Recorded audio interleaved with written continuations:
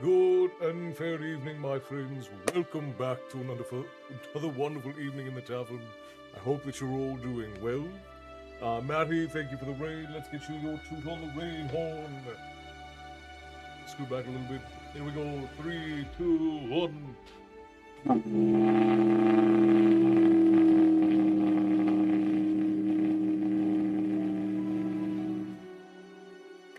Welcome in, friends. I see that we have Teresa and Nilo and Frost and Gunnar and Matty.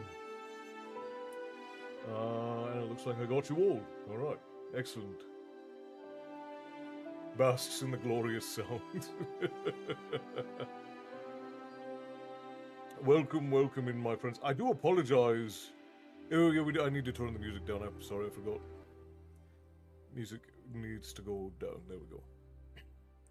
Mushu, hello and welcome in. Yeah, I turned it up for the intro and I forgot to turn it back down. I apologize.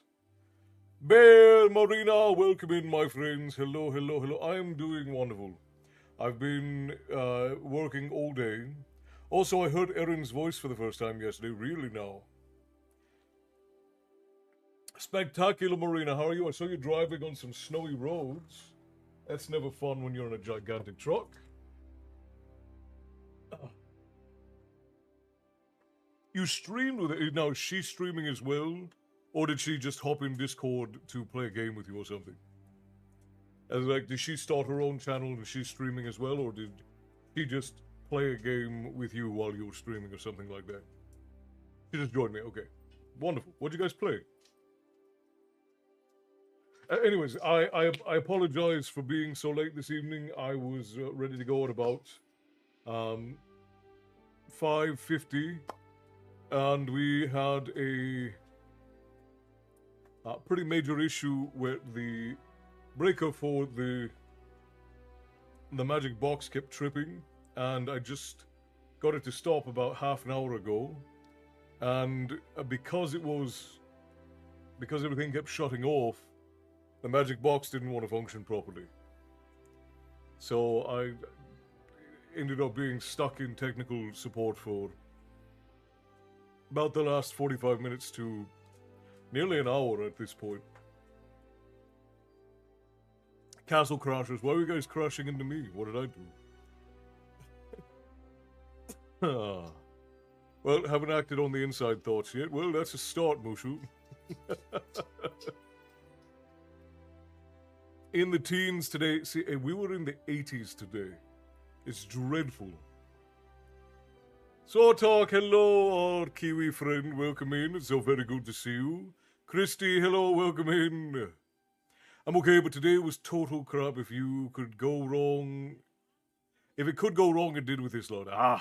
It's one of the dreadful parts of trucking. You get a lot of freedom relatively as the way that you get to travel and whatnot. But when things go wrong, they definitely go wrong. You got your whole life is right there on that truck when you're about. It's LA, of course. It's true. Yeah. It was dreadful.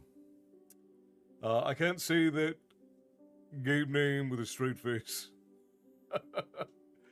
Let's see. I can't unsee that. Let's see. Technical gremlins are always fun to deal with, but what does give me an idea for something I'm working on. I want to get a backup battery for everything so that if this all goes, so if the breaker trips, the backup battery will at least keep it online long enough so that I can shut everything down properly. As it stands right now, if the breaker trips, everything goes down at the same time. So, it's just been a hell of a thing. I am Nelly Kelly. Welcome in, my friends. I'm very glad that you could join us. Grab a seat, settle in. We're getting ready for story time. Posture check and drink. I didn't see the pop, but it's alright. I can give a stretch anyways. I've been sitting here for 2 hours trying to fix everything. Looking sharp today, Castle. Also been enjoying your TikTok videos recently. Well, thank you, Gunnar. I'm glad. Yeah, the lady did me up properly last night because I had a bunch of work to do. Tyson, 10 stream streak. What a legend. Kayla, hello. Welcome in everybody who's popping in through the TikTok portal. Come grab a seat. We're going to be starting Storytime soon. We will be reading A Darkness at Sethanon. And we are in the depths. We were in the middle of a chapter when we last left off. And we're headed towards the climax. We are right there on the edge of it.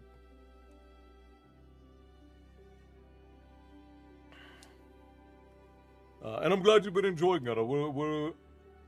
I didn't mean to, but this month was supposed to have a theme, and the theme was supposed to be like heroes and monsters and legends and things like that. And we're coming up on the end of it, and I realized after the fact that almost 80% of everything I wrote was Norse. Yeah, and the beard's looking particularly bushy because thanks to our friend the bear, whose wonderful gift of grooming supplies has helped my beard to become healthy. Thank you, bear. I appreciate you. Yeah. And the lady's the one who keeps me looking civilized. So, you can thank her for me not looking like I live on the streets. Sounds like a pain in the butt. Yeah, Fretter, it's the where we currently run the tavern. Not built particularly well, so the electricity is temperamental, to say the least. Patricia Cooper says, hello from West Virginia, 8 degrees Fahrenheit tonight. God, it's like 70 degrees in here right now. I'm sweating. I would throw so many things into a volcano to get 8 degrees weather. Absolutely ridiculous. I lost my kitty on the Rainbow Bridge. I lost my kitty on the Rainbow Bridge today. Are you saying that your pet cat passed away? Is that what you're saying, Kayla? My mind instantly went to... Okay, alright. My mind instantly went to Mario Kart for some reason. And I was like, I don't remember there being a cat character in Mario Kart. I'm sorry to hear that your friend has passed on, your kitty cat. It's never easy to lose a pet. We talk about this quite a bit. After a while, your pets sort of become fixtures in your life, and it is sad. But when you take on a pet, you kind of have to do it with the understanding that you are going to live longer than them, and it was my child, so I feel a little lost right now. I've had it for 19 years. 19 years is an exceptional amount of time to have a cat. Most cats don't live even close to that long. What a privilege for you to have a companion for so long, and how exceptional must his life have been to have stayed with you so long. He outlived so many of... 22 years old is insane for a cat. He was an elder amongst elders. He was determined to spend as much time with you as he could. He was very much wanting to stay with his immortal keeper. Aaron, hello. Sleepy time for me. Well, off you go. Then if you need to get some sleep. Can you please send me some of your heat? I'm at like -2 tonight. I would in an instant, Marina. In an instant. You made me realize I need to touch up myself. I'll get it done after the move, though. Well, I don't think I knew that you were moving, Gunnar. Where are you headed off to? Sam, hello. Good to see you. Caught up on your stream, and sorry I don't have your Discord, so I wasn't able to update you on things, but I let Maddie let us know that things are looking up for your medical issues, and I'm very glad to hear it. I'm glad to hear it. Cassie and Ryan, hello, welcome in over on the Facebook portal. Grab your seats, we're going to start here in just a moment. Good evening, Esther. I can't comment on your Facebook post, I'm in Facebook jail. That's perfectly all right, Esther. I hope that it's nothing serious. Facebook does tend to do that quite a bit, though. I'll look forward to when you're out of jail and we can enjoy another story together. We need to keep Castle focused tonight if we're going to get through 30... Yeah, we got to pump through 30 pages. And then here's the thing. After we finish those 30 pages, I've got to go up to the tavern. I got to go up to the bar. and I have to shoot 20 videos before I go to bed tonight. You were naughty? All right, I'll believe you. You don't always have to be naughty. You just have to be naughty by their standards. He had a stroke that turned him blind, so I made that hard decision. They told me... They let me hold him while it happened. And this is... I don't know if there's a comic that goes around on social media that it has the spirit of a dog, and the spirit of the dog is like at the pearly gates. And St. Peter says, how did you die? And the dog says, I was hugging my best friend. And then St. Peter says, well, but how did you die? And the dog says, I don't know, I was hugging my best friend. And then it shows that the dog got put down at the vet while being hugged by their owner. And it always hits me in the feels, because you have to imagine that to your pet, you are this sort of timeless immortal. You've existed forever. To them, you're seemingly unaging after a certain point. And they're progressively getting older. They're going through their lives. Our pets are never going to live as long as we do.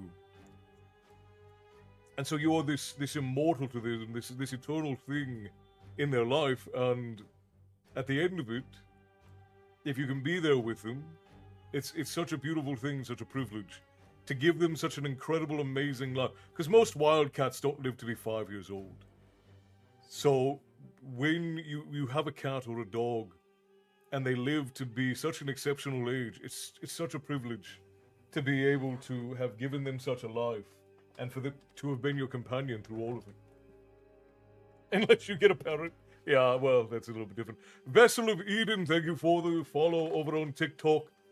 So very glad that you could join us. Stephanie, thank you for the heart me, and hello, it's good to see you. I have no clue how old my fur babies are, but they are probably the same age as my niece's cat. Okay, I fell behind on chat here, friends. Give me just a minute. We need to keep constant focus. Okay, I saw that. Some places are built that way. In our house, if you... because Gunnar should have said... Patricia says, sorry for the loss of your kitty. Killam says, pets are furry family. That was a legendary elder cat. That's a fact. Cassie waved. I said hello to Ryan. All right, I just want to make sure I didn't miss anybody, friends. We're going through here.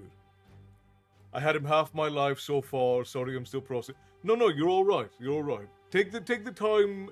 Whenever you lose someone or something that is important to you, you should take the time to mourn. But remember that things survive through their memory. So you are now the holder of the memory of your dear friend. And, you know, some people may think that it's silly to remember pets that way. I still tell stories about my first dog.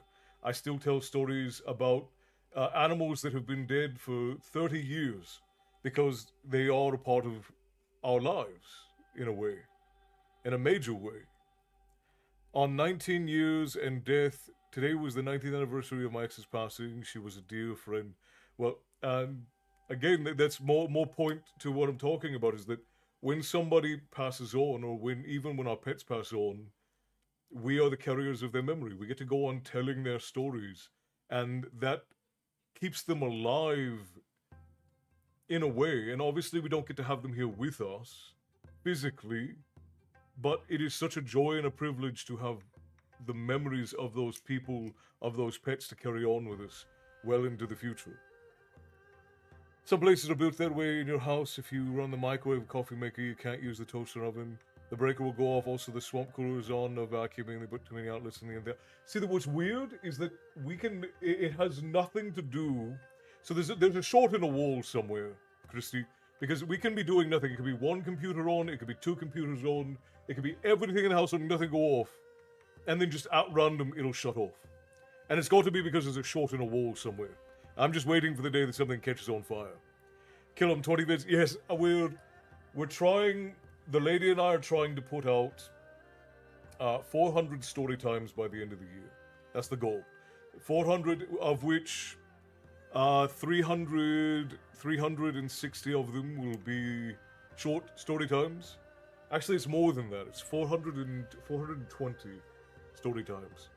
Because we're going to do 365 short story times, Then we're going to do 50 odd long story times. And then we're having some little extras that we're putting out as well. I will. I don't have the kitties right now, but I'll bring one of them out here in a little bit, um, and snuggle them for you, Kayla. And again, I am sorry for your loss. I know it's never hard losing somebody who is important to you. Uh, but don't let it be overwhelmingly sad for you, because again, you gave that creature an incredible life. You gave that friend an incredible life. Matty, 25 stream streak, and Bear, I can't see what yours says, but you also reached a massive streak. So thank you, my friends. I appreciate you for being in here. We do have 2 cats now. The lady rescued another little one, and he's just as dumb as Boo is, but he's very handsome. Oh, she gets very handsome animals, but they could not survive without her. They would just be eaten immediately if left outside on their own. They have zero survival instinct at all. Okay, I'm gonna catch up on chat. I apologize. When I was younger, I was told that our pets were immortal, almost godlike. That's an interesting way to imagine it, Tyson. With sadness I must depart. I am now to travel the roads and trackways of the land. Blessings all. I am Nelly Kelly. Thank you so much for joining us for what you did. I hope that you'll come back again, and we'll see you for another story time. But until then, be safe and stay bloodthirsty, my friend. The Dad Bod Viking, hello, my friend, welcome in. Boo is adorable, but he's as dumb as a bag of rocks. Again, like I watch these animals can barely feed themselves, and I'm not joking. I'm not kidding. I'm not exaggerating. These animals have zero survival instinct. Oh, I bet there are going to be some good story times. I'm not much. I have not much scary. I usually try to preserve the scary stuff for like early winter and fall, because that's like spooky season, you know. Mine was all black kitty with white little moon on his belly. I called it his sploot. That's adorable. That is adorable. Structural issues with the house we were in. Property management has provided us a new place to rent due to the amount of work and safety concerns, so I've been moving the lady and the kids' things. By the first, I will need to find my own lodgings for reasons I don't feel like discussing. I do remember what your situation is, Gunnar. But I found out the capabilities of a Subaru. Well, there you go. Unless you have a parrot, it would be pretty good if our pets lived as long as we do. It would be, but it is sort of an odd privilege to have to observe the life of a creature that lives less than we do. Just wanted to pop in and say hello. I'm going to bed shortly. It's been a long day, but I'm almost off to bed with you, Cassie. I apologize. I'm way behind. I'm way behind on the chat. I'm catching up, I promise. I would love to send you the snow, but my dog wants to keep the frozen water sticks. Fair enough. I mean, I wouldn't want to give them up either. Grieving is a natural process, of course, absolutely. About 8 Subarus. I still message her mom a few times a year, which I think that's an important part of communities, to keep up with people who you love or who are related to people that you care about. At least I find it to be important. What kills me is when breaker trips in one room and half the other room is affected by it. Yeah, some of these houses are just wired up like it was guesswork, if I'm being perfectly honest. I love my pets more than I like people. I think that's true for a lot of people. The lady and I are not super social, but I tend to really love and adore the potential of humanity. So, I'm not one of those people who's like, oh, I hate people. I don't like being around obnoxious people. I really love being around, Kayla, you should be able to, if you have an animal shelter near you, you should be able to go and donate them.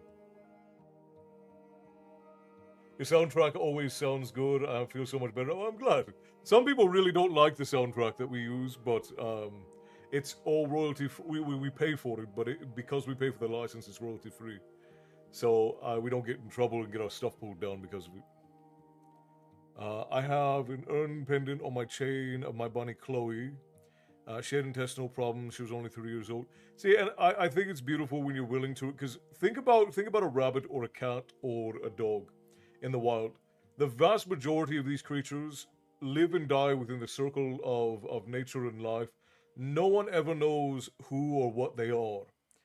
When you, even just for 3 years, Tyson, 3 years with you, if you're not an abusive pet owner, if you're a good pet owner, 3 years living with a pet owner, especially if you treat them well, you give them plenty of exercise, and they're in an ideal environment. That is an absolutely, that's like royalty for pets, right? Royalty, which we royalty free. So, if you use music that belongs to somebody, then they can grab whatever you put up and make you pay for it. We pay for a license to these sort of generic soundtracks, and they make it so that we don't get any DMCA claims or anything like that to our story times. I've lost many family members, both humans and cats. Have come to realize it's better not to dwell on the loss, but instead to celebrate their lives and cherish the good memories we made together. I agree, Esther. I agree. I raise a glass to that as well. So, to to Bear's past companion and her family, as well as to Kayla's lost friend, let us raise a glass, friends.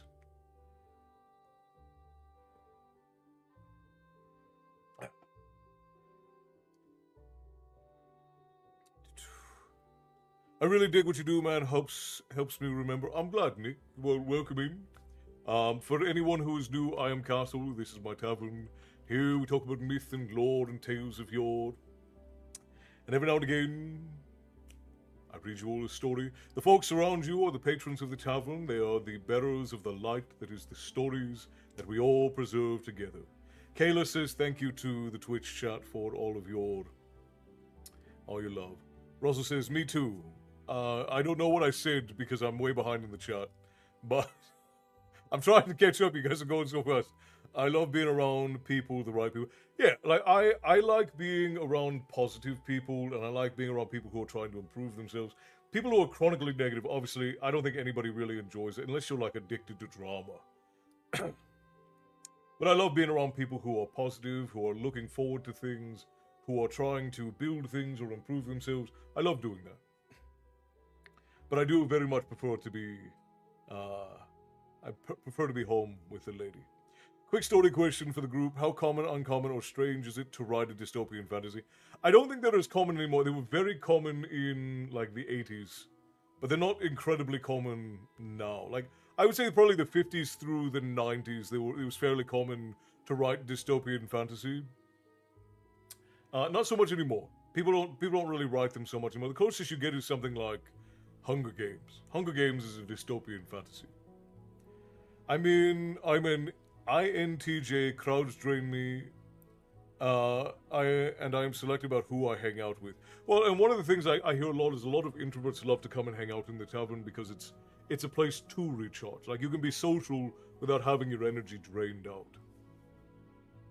I don't hate people. I just like animals. And I didn't mean to imply that you do hate people. But you hear that a lot. Like, you hear people say, I like my animals better than I like people. And I am of the mind, like, I really love people. I love the potential of every person. Like, I love getting to meet people and hear their stories. And maybe that's just my bias as a storyteller that I enjoy that about the social aspect of humanity. But Joker, hello, my friend. I'm sorry. I thought I said hello. I said hello in my head. I promise you. I saw you say hey, and I said hey, Joker, in my head. It never made it to my mouth. I apologize. Um, I have to go save my venison stick from a stubborn kitten. Take care, y'all. Be safe. Good night, Patricia. Thank you for dropping in. I appreciate you. I come here. Oh, Bobby, hello. I don't know if I said hello again. I'm trying to rush through the chat, and I'm getting. I come here because I like people here. Otherwise, I am a hermit. Yeah, and I was. That's literally what I was just saying. A lot of people come into the tavern because they say that it's a way that they can socialize without feeling drained all the time, and you can have conversations that are positive. And by the rules, we're not allowed to bring drama and outside bickerances here into the tavern. I'm a hermit now, but that is fine. Well, the lady and I are basically hermits. If, like this is most of our social life is interacting with tavern folk, right? Like we do have a few friends that we go to see. My brother lives a little ways from us, but for the most part, we work, we stay home, we spend time with our son, and that's it. We don't really do much else beyond that. Uh, my spirit dog will be 11 on the second. I find myself grieving a dog who is still alive. He is my boy. I feel that.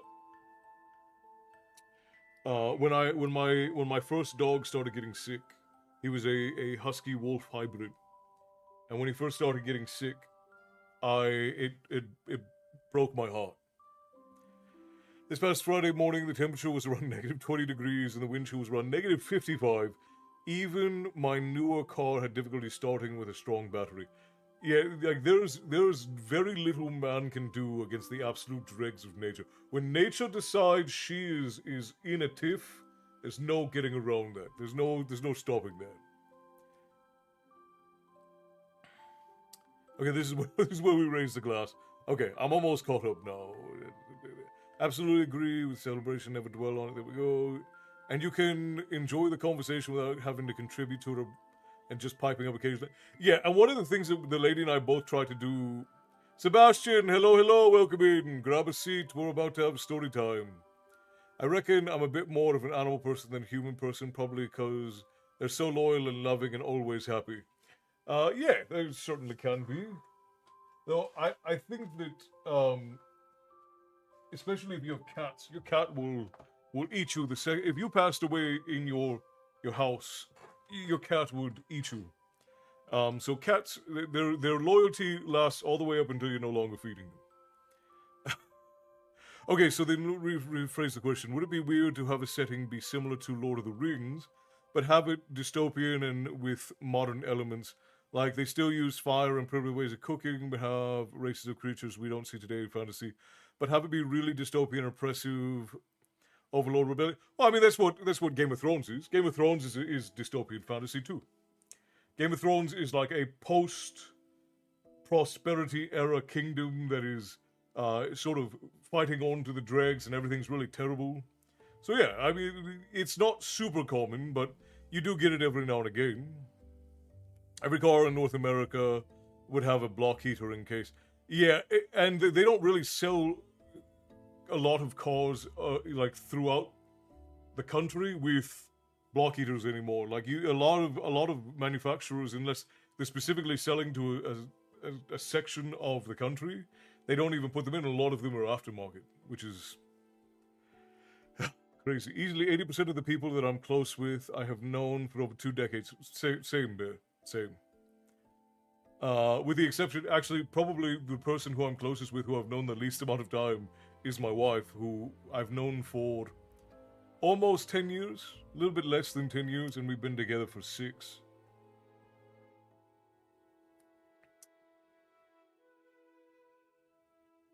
57 in 6 weeks. The man is trying to set a record for most amount of time alive. I've heard some pretty wild stories about cats eating people after they're gone, and I even read a few. Yeah, because cats are survival first creatures. So it's not they're not doing it because they dislike you. They're just doing it because cats are always me first, at least for the most part. Yeah, I'm gonna let them run. I'm gonna let them run, Frost, so we have some snoozes for later if we need them. I hate that they only give us 3 snoozes per story time. It bugs the ever living out of me.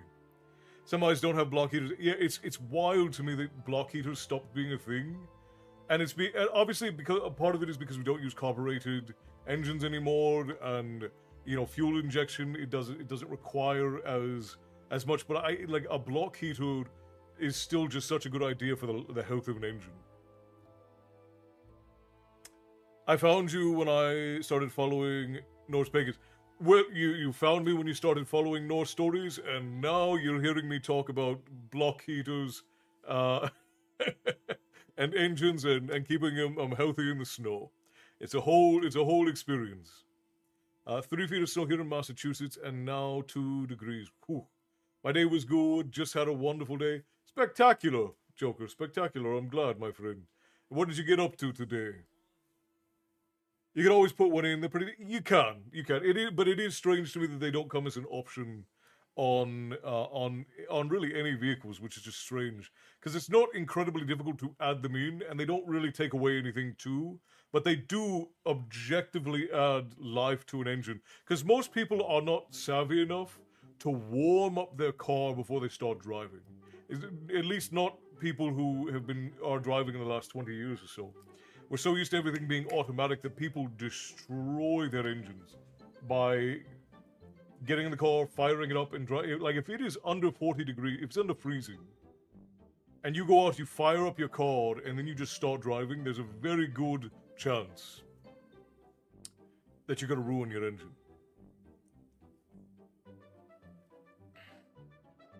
Block heaters are standard in all cars in Alaska, but that's it would have to be, Tyson. You can always. I read that. I spent my life eating it. It's only fair that they get to eat me when I die. Very funny, Herring. Very funny. Inappropriate, but very funny. Nick, I despise cats. The best cats we ever had gave me a Freddy Krueger face for most of my childhood. That is, well, fair enough, Nick. Fair enough. Parts of Canada is standard. Yeah, and I think in frozen sections, like there are a lot of them, they put them in automatically in aftermarket. Like as soon as they get to the dealerships, they're aftermarket. It's just because they used to put them in as a standard from factories, which honestly it makes more sense to do it that way, because the ones that are built into the engines are far more effective. There's a really weird song. I apologize. I don't know what the hell that was. Not to mention, if you're not in a cold weather area, your oil might be heavy weight and need even longer. Right. Yeah, absolutely, Harry. You gotta wait till the engine stabilizes, watch the RPMs when they get to normal idle. In cold weather, then start moving. Right. But most people do not do that. Most people don't even know you're supposed to do that. And even though it should be common knowledge, most people don't. Cats are pretty good at surviving and adapting even if the world goes a bit haywire. That's because they're naturally efficient and they don't need heaps of resources to get by. Plus, they're pretty good hunters. They're excellent hunters. We're going to have ads here in 2 seconds, friends. If you don't have a subscription or Turbo, you're going to be left behind for a minute. But then we'll be right back. Domesticated cats are responsible for more species going extinct than mankind is, which is wild to think. It's something like 3.5 or 3 billion species or something like that. That number might be incorrect, but it's a lot. It's a huge number. That song was a bop. If I pass, I'm fine with my pets eating me. That is a wild thing to say, Stephanie. But I suppose, like, then you'll be with them, at least for a little bit after you pass away. Roderick, hello, my friend. It's been a while. Good to see you. Depends. You want to keep it around 2,000 RPM until it's warmed up. Diesels, you want to run for about 10 minutes. Yeah, and once you get a diesel once you get a diesel warmed up, diesels will run forever. But yeah, you gotta really put a little bit of time into it. In a real life story about a cat, I was standing in my dining room, and my first thought was find the cat and Freya. It's so cold here, the iguanas are falling from the trees again. I thought that was common knowledge. Maybe it's just another thing. It should be common knowledge, again, because it is something that is incredibly necessary for the health of a vehicle. But I've worked with young people out here in California for 15, 20 years almost. I mean, not the full time. 20 years ago, I was working with like high school students and young college students and doing counseling and things like that. And people all the way up into their 30s didn't know you're supposed to warm up an engine before you start driving. It's crazy. My book is coming in handy, The Warrior. Excellent. And you said, not much, I'm out. I've had some buffalo wings and some beer, and then I came home and started watching some TV. Spectacular. Oh, what is this? Herring, thank you for the Prime sub there. Enjoy your Yule log. As an automotive technician, You all came in here for lore and we're talking about how to keep your car healthy. The way where the conversations get around here. I had one cat and one dog in my life. They both told me goodbye before they walked into the woods. Sometimes they just know, right? It's a fascinating thing. As a motive technician in temperate climates, you want to let your engine warm up for about a minute or so in freezing conditions. Let it warm up to the temp gauge needle, get the cold mark, and then drive it easily until you get to the normal operating temperature. Right. It's grand advice. Chad Kingsley, hello, my friend. Welcome in. Great stuff. Thank you. I don't know if you're talking about me or what, but thank you. I appreciate you. Common knowledge is that, yeah, there are a lot of things that should be common knowledge that are just not really taught anymore. There we go. I've not experienced this myself, but I've heard about it several times. Common knowledge, yeah, common knowledge, common sense, these things are not as common as they should be anymore. Okay, that you're supposed to do that warm-up a car before doing it, yes. Like, even if you're just driving normally, you should let your car idle for a minute before you go. If it has no... The first time you start a vehicle every day, you should let it idle for 60 seconds or so to warm itself up, just because everything in that block has to warm up. And you want it to run efficiently, you want it to run well, and you just want to treat your car well, because if you treat a car well, it will be with you for a very long time in most instances. I live in Arizona. It's always war. I mean, it's always warm or war works there because Arizona, you're constantly fighting the environment. Arizona is one of those places that's so hot it feels like it's trying to kill you. I come for waffles. I only care about her. Well, nowadays it is uncommon sense, Bill. There's no better way to put it. Letting it idle for 1 minute, it allows all the fluids to get proper pressures. Yeah, it lets all the fluids get proper pressure. It lets your cylinders warm up so that whatever metal expansion is going to happen there. It's not a lot, but it is a little bit. And you just want to let everything settle in properly. Yeah. Fun fact, but truly dopey. My sister thought buffalo wings came from buffalo because buffalo had tiny wings. That's hilarious. Joseph, hello, my friend. Good to see you. Welcome in. You made it just in. We're just about to start. Okay, so we are almost done with this book. We're getting there. We're near the end. We have less than 100 pages to the end. We've got 96 pages to the end. We're gonna try and power through 30 pages tonight. I'm gonna go head down, and I'm not gonna go head back up until we get to the end of this chapter. Then I'm gonna take a very, very quick couple-minute break to run the ad over on Twitch, and then we're gonna power through again. So we're gonna try to get all the way to the end of this. That is actually very funny, Stephanie. You get little things like that all the time with some people who are very sheltered, where they just don't know. I had a buddy who had no idea how the gas pumps at gas stations pulled gasoline out of the ground. To him it was the greatest mystery ever. How does they pull the petrol out of the ground? And how did they know to build the gas station on top of that particular spot so that they could pull the gasoline out of the ground? And when I told him how the gasoline got, he thought I was lying.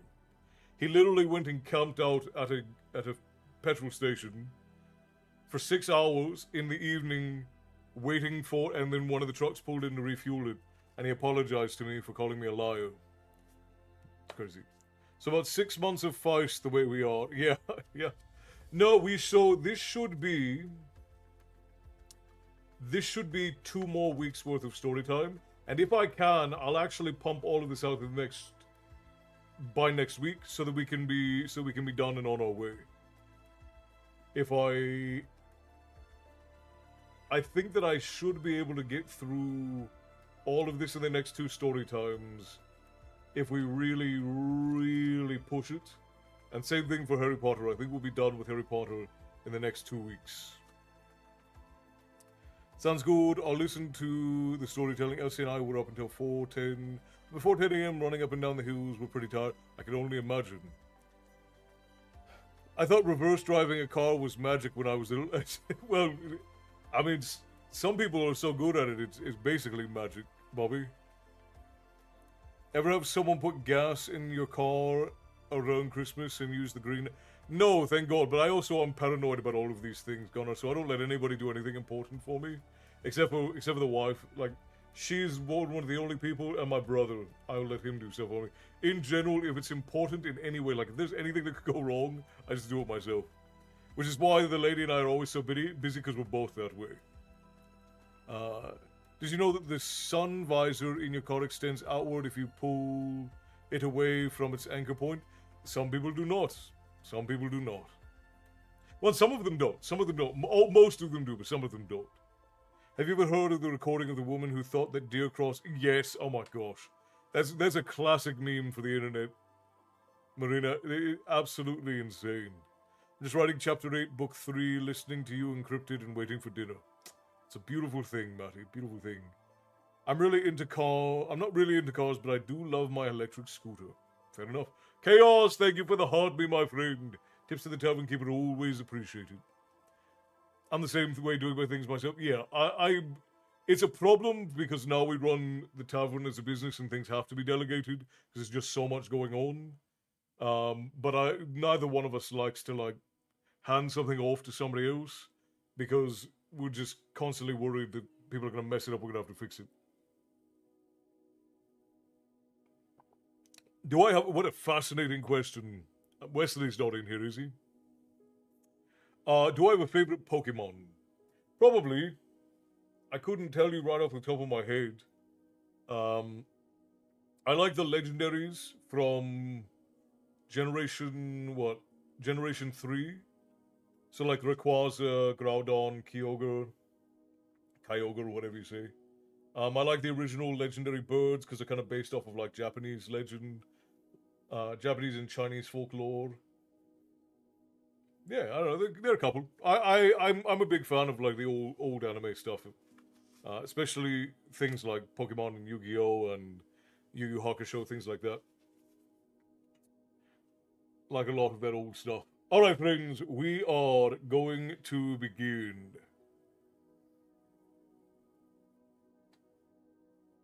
Rayquaza is the proper pronunciation. I refuse to believe that. I refuse. Rayquaza? I've always said Rayquaza. Rayquaza. No, refuse. It comes from Quasar. Yeah, like Quasardia, right, Matty? I'm sorry, that was a stupid joke. I apologize. My youngest son's favorite. Well, Eevee it's a classic, right? Like you can't dislike Eevee if you like Pokemon at all. Eevee is just it's a legendary Pokemon. Castle them's fighting words. Pretty passionate about wildlife, but it's a real shame. So many are tragically killed by cars that don't sit up. It is tragic. It is the unfortunate side effect of living in civilization, sadly, but it is tragic. And a little bit of social responsibility would prevent a lot of that. Okay, let's begin. When we last left off, friends, we were with Pug, Tomas, and Macross the Black. And they were walking through this space in between spaces. And essentially, Macross was answering questions about who he was and where he came from. And now we're about to hear essentially the backstory to Tomas's alter ego, who is a dragon lord called Ashen Shagor. And we know very little about these dragon lords except for that they created the elves and that they were kind of dickheads. Like, that's really all we know about them. And now we are gonna find out more about Tomas's past. So this should be exceptional. So grab your seats, my friends, fill your glasses, settle in. It's time for stories.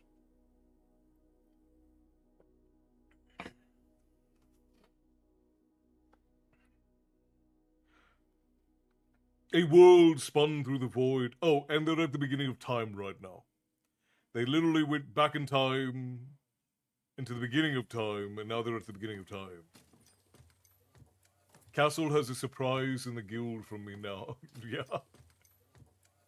I love surprises.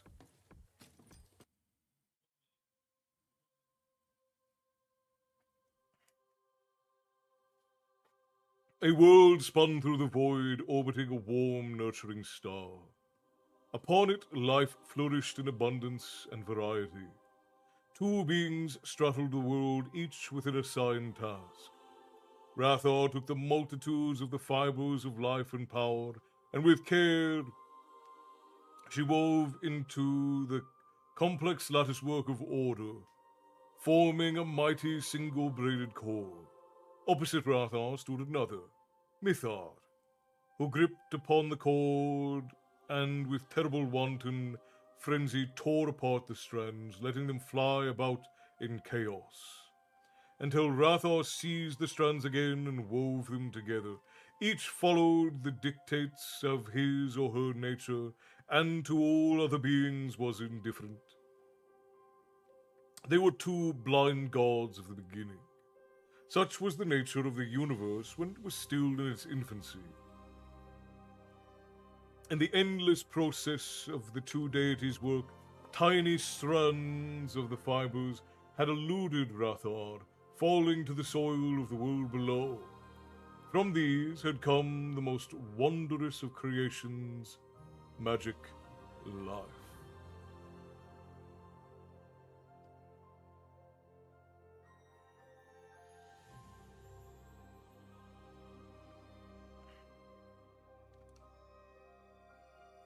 Good night, Molly Sue. Rest well. I appreciate you for coming and spending time with us. I hope that you rest well and that you rise tomorrow ready to conquer the day. Ashen Chagor was pulled from his mother's womb by the ungentle hands of a Moradel midwife. Interesting. Hallie Marmora drew her sword and slashed the umbilical that tied her to her son. Her face was drawn with pain of birth as she snarled, "This is the last time you'll have from me without a struggle." The Moradel ran with the newborn Valheru and handed it over to an elf who waited without the mountain hall. The elf knew his duty. No Valheru lived without struggle. It was the way of things. The elf carried the silent baby who had not uttered a sound since birth. The infant had been born aware, a tiny thing, but not one without power. The elf reached the place he had selected and left the baby exposed atop the rocks, facing the setting sun, unclothed and uncovered.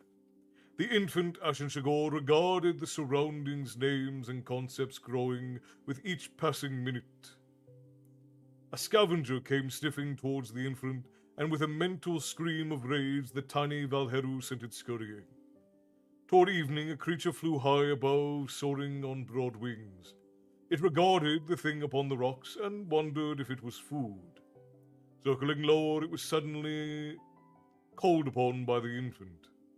Ashen Chagor saw the giant eagle as it circled and knew that it was his creature to command. In primitive images, he ordered the bird to land, then to hunt. Within minutes, the bird returned with a flopping river fish twice the size of the baby, which it shredded with its beak and talons, giving scraps to the baby. As it was for all his kind, Ashen Chagor's first meal was raw, bloody flesh. For the first night, the great eagle covered the infant with her wings, as she would her own young. Within days, 12 birds cared for the baby. The Valheru grew quickly, far faster than children of other races. Within a summer span, the child could run down a deer. killing it with a stunning blast of the mind, and eating its flesh after tearing it from the carcass with its bare hands. Other minds occasionally touched the infants, who would pull back. Instinctively, he knew his own kind were the beings to be feared most, until he had sufficient power to carve his own place in their society. His first conflict came as he ended his first year with the giant eagles. Another youth, Lauis Takara, the so-called king of bats, arrived in the dead of night, using his servants to locate the youthful Ashen Shagor. They struggled, each seeking to absorb the power of the other, but Ashen Shagor finally prevailed. With the powers of Lauris Taraka added to his own, Ashen Shagor began seeking out fit opponents. He hunted other youths as Lauris Takara had hunted him, and 7 others fell before him. He grew in strength and power, taking the title of ruler of Eagle's Reaches, and flew upon the backs of a giant bird in the hunt. He tamed the first of the mighty dragons he would ride, and after destroying his mother in battle, he took her hall as his own. For years he grew in stature, and soon he was acknowledged as one of the mightiest of his race. He hunted and took sport with his Moradel women, and occasionally mated with one of his own kind when the heat came upon her, and powerful lusts overrode the battle urge he felt towards his own kind. Of those unions, only 2 offspring survived. His first child was Alma Ladaka, whom he fathered in his early days, and the second was Draken Koren, who resulted from his mating with Alma Ladaka. Matters of relationship meant nothing to the Valheru, save as points of reference. He raided across the heavens with his brethren when the need for plunder rose up within them like a thing of mindless want. He took his Eldar servants with him, riding behind him on the backs of his dragons, to catalogue and care for his plunder. He knew the universe, and it trembled at the thunder of the dragon host when they roared across the skies. Other star-spanning races challenged the Valheru, but none survived. The contemplators of Pur, with their powers to manipulate the stuff of life, were cast down and their secrets lost with them. The tyrant of the Cormorant Empire sent forth the might of 1,000 worlds. Ships the size of cities sped through the void to unleash mighty engines of war upon the invaders. The Dragon Lords obliterated them without hesitation.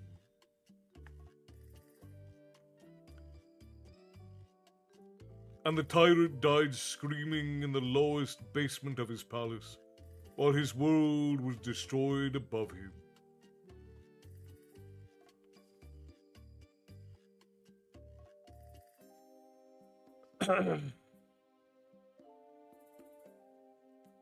The masters of Majin Nord and their dark magic was swept away by the dragon host. The Grand Alliance, the Marshals of the Dawn, the Sayar Brotherhood, all attempted to resist. All were destroyed. Of all who stood before the Valheru, only the law-keepers of the All, the supposed first race, managed to avoid destruction. But even the All could not oppose the dragon host. In the multitudes of the universe, the Valheru were supreme. For ages Ashen Shagor lived as his people had always lived, fearing none and worshipping only Rathar, she who was called Order, and Mithar, who was called Chaos, the 2 blind gods of the beginning. Then came the call, and Ashen Shagor went to meet with his brethren. It was an odd call, unlike any before, but there was no bloodlust rising in his breast to take them beyond the stars and to raid other worlds. Instead, it was a call to meeting, where the Valheru would gather to speak to one another. was a strange concept. Upon the plains south of the mountains and the great forest, they stood in circle, and the hundreds who were the race. In the center stood Draken Korin, who called himself Lord of Tigers. Two of his creatures waited, one at each hand. Powerful arms crossed, their tiger faces set in fierce snarls. They were as nothing to the Valheru, only posing as a reminder that Draken Korin was, by commonly held opinion, the strangest of their kind. He had ideas of new things. The order of the universe is changing, he said, pointing to the heavens. Rathar and Mithar have fled, or have been disposed. But for whatever reason or whatever cause, order and chaos have no more meaning. Mithar let loose the strands of power, and from them the new gods arise. Without Rathar to knit the strands of power together, these beings will seize that power and establish an order. And it is an order we must oppose. These gods are knowing, are aware, and are challenging us. When one appears, kill it, answered Ashen Shagor, unconcerned with Draken Korin's words. They are our match in power, and for the moment they struggle among themselves, seeking each dominion over others as they strive to gain mastery of the power left by the two blind gods of the beginning. But that struggle will end, and our existence be threatened. They will turn their might upon us, Ashen Shagor said. What cause for concern? We fight as we have before. That is the answer. Chaos, Val, hello, welcome in. Chaos, thank you for the donut, and for the golden buzzer, and for the chilies, and Val, hello, welcome in. Thank you for the hand hearts, and for the roses. Tips to the tavern keeper are always appreciated. Thank you kindly. Come on in from the cold, grab your seat, settle in. Crystal, hello, good to see you. Come, we're not too far in right now.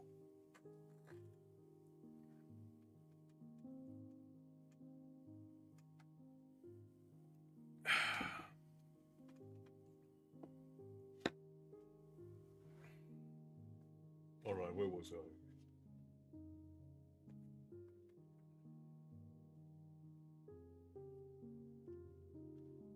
No one there needs be more. We must fight in harmony, not each alone, lest they overwhelm us.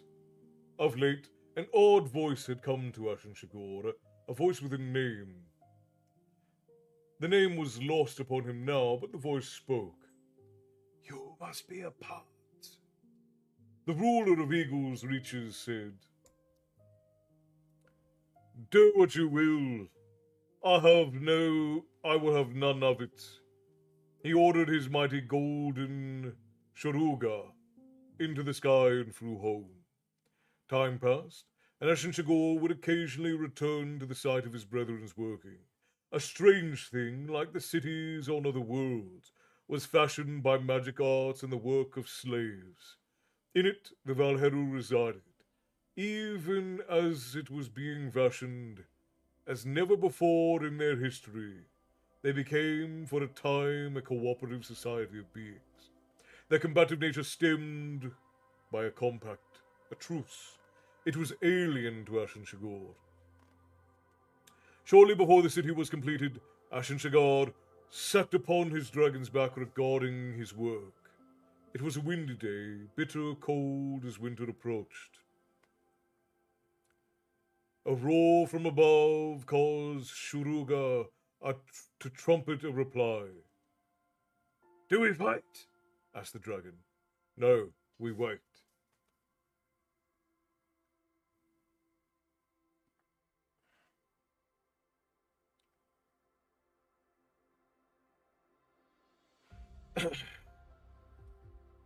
Ashen Shagor ignored the disappointment he sensed from Sharuga. Another dragon, black as coal, landed and cautiously approached Ashen Shagor.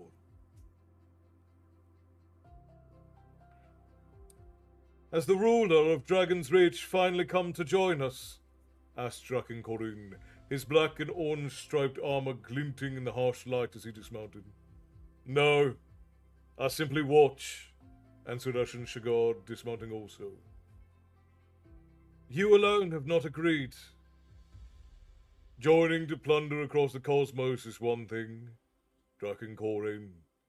This plan of yours is madness. What is this madness? I know not of what you speak. We do. What more is there? This is not our way. It is not our way to let others stand against our will. These new beings, they can test us. Ashen Shagard looked skyward, regarding those signs that indicated Draken Corin was correct about the struggle for power between the newly born gods. Yes, that is so. He remembered those other starfaring races that they had faced. The mortal beings who had fallen before the dragon host. But they are not like the others. They also are formed from the very stuff of the world, as are we. What does that matter? How many of your kin have you killed? How much blood has passed your lips? Who stands against you must be killed or kill you, that is all. What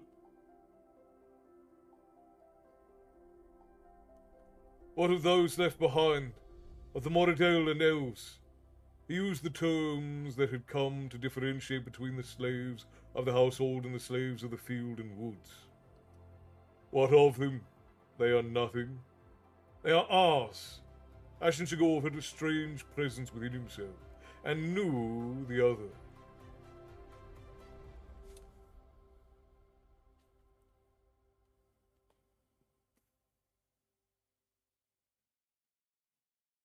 The one whose name had often eluded him, was causing him to be filled with alien cares. You have grown strange under your mountains, Ashen Shagor. They are our servants.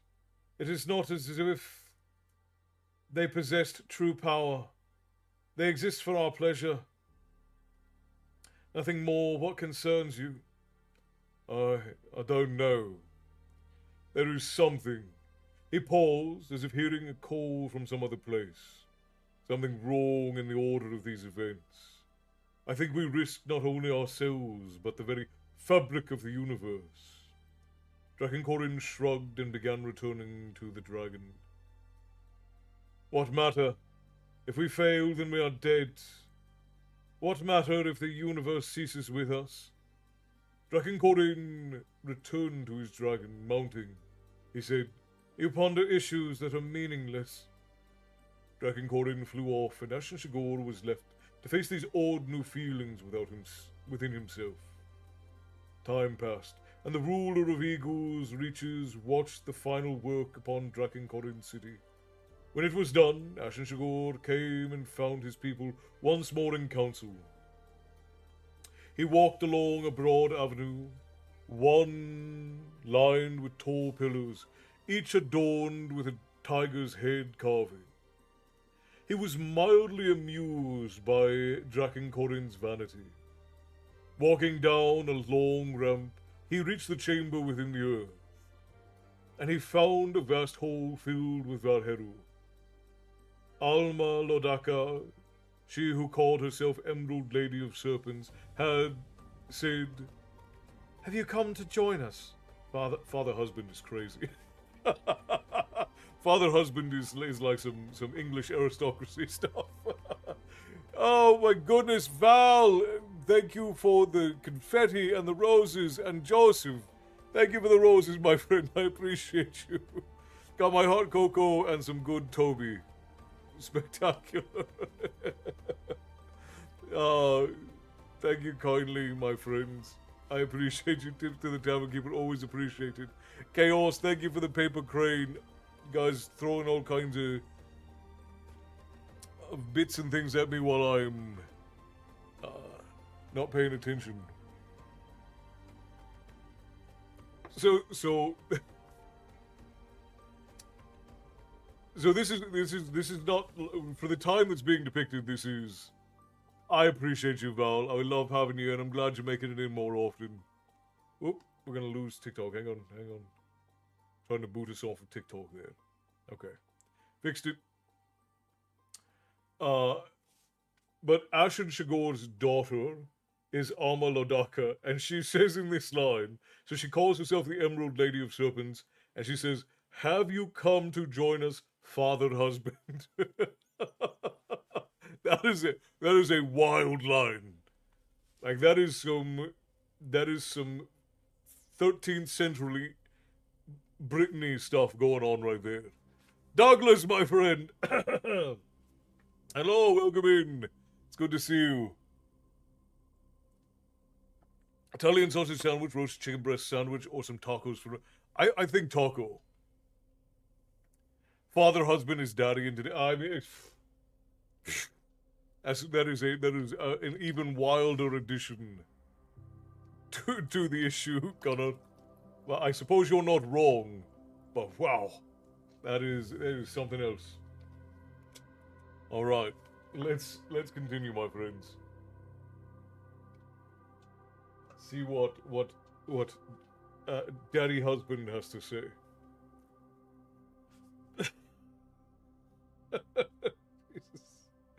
Where are we? She was flanked by two of her servants, created in open imitation of Draken Corins. They were snakes given arms and legs, grown as large as a Moradil. Amber eyes flickered in their nictitating membranes. Oh, nictitating membranes, okay. As they fixed upon Ashen Shagar.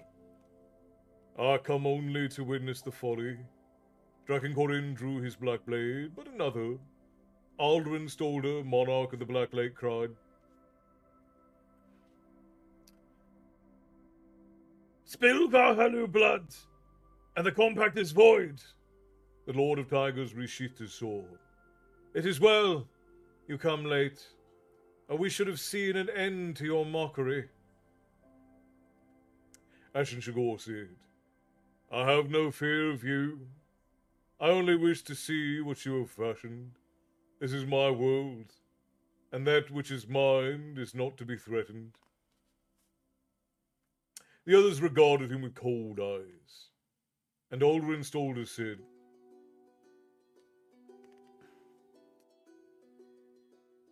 "Do what you will, but know that our purpose cannot be balked.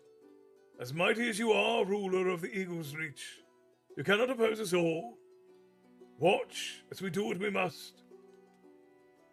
In concert, under Draken Corin's direction, a great magic was forged. For an instant, Ashen Shagar felt a gut-wrenching pain, which passed almost instantly, leaving only a faint memory.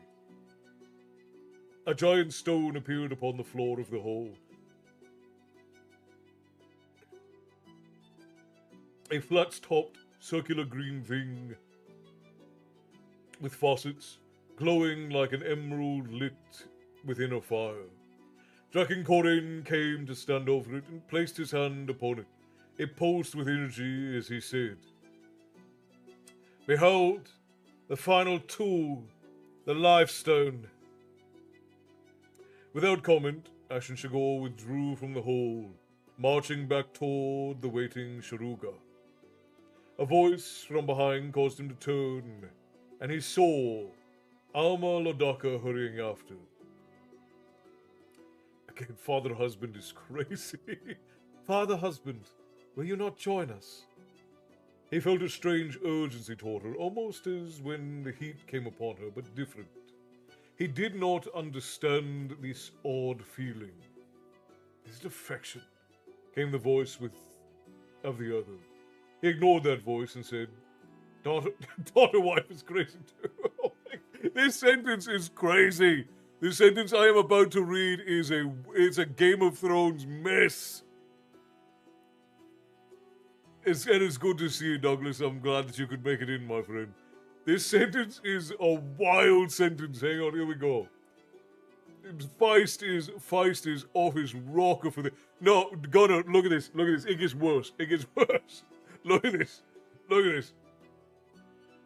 He ignored that voice and said, "Daughter, wife, our brother's son has begun that which spells final destruction. He is mad." Oh, my father, husband, daughter, wife, and brother, son is insane. That's not even Appalachia, Gunner. That's straight up British aristocracy, that is. That's British royal family. That's 13th century Brittany right there. Oh my gosh. That's insane. Is this based in Alabama? I mean, it might be based in, like, in Baghdad or something, or in Egypt. I mean, what's his name? King Tut his family was so inbred, that's why he died so young. At least that's one of the leading theories about why he died so young. It's because there was so much inbreeding amongst the aristocracies in Egypt. Good lord. One word castle, Zeus, yeah, no kidding. Picturing the Habsburg jaw on the wall. George Martin would be jealous. It seems like it. It seems like it. There's, like, Feist is an excellent writer. This is... first of all, it's not inaccurate. Right, actually, absolutely, Bear. Like, the thing is, like, this is not inaccurate to, like, older, isolated groups. This kind of stuff happened all the time. And it didn't really cause a lot of problems, 1,000 years ago. But when you have, like, 10 generations, 20 generations of inbreeding amongst humanity, that's when it becomes a problem. But, yeah, it's just... there's only, like, 100 of these Dragon Lords, and they die very young. So, clearly, it's accurate. But the balls on Feist for writing it this way is hilarious. It is very funny.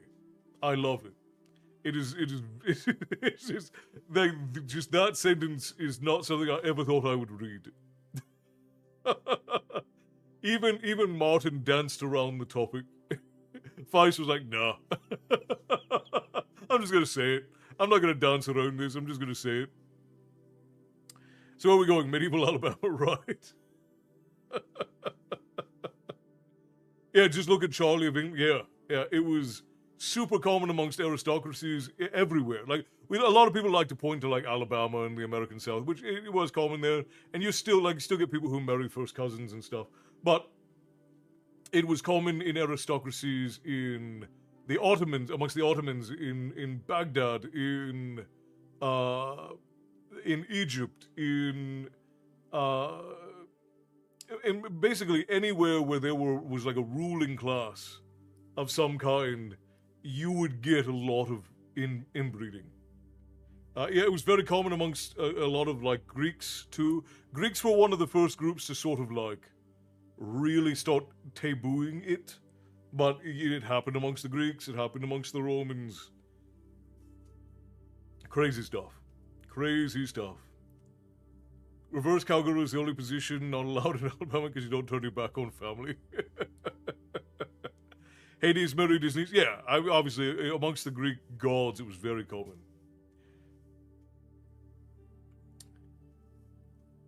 Habsburg, did I misread something? Probably.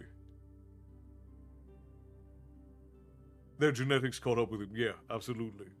Well, because eventually you get to the point where if there is so much repeated genetic material, what happens is fascinating. It's terrifying, but it's fascinating. No making me spin my drink. I'm sorry, Frost. I'm sorry. It's fascinating what happens is that... Because when you conceive a child, you get half of the DNA for the child comes from their randomly selected genomes from the father and randomly selected genomes from the mother. And it's pretty much split 50-50 right down the middle, right?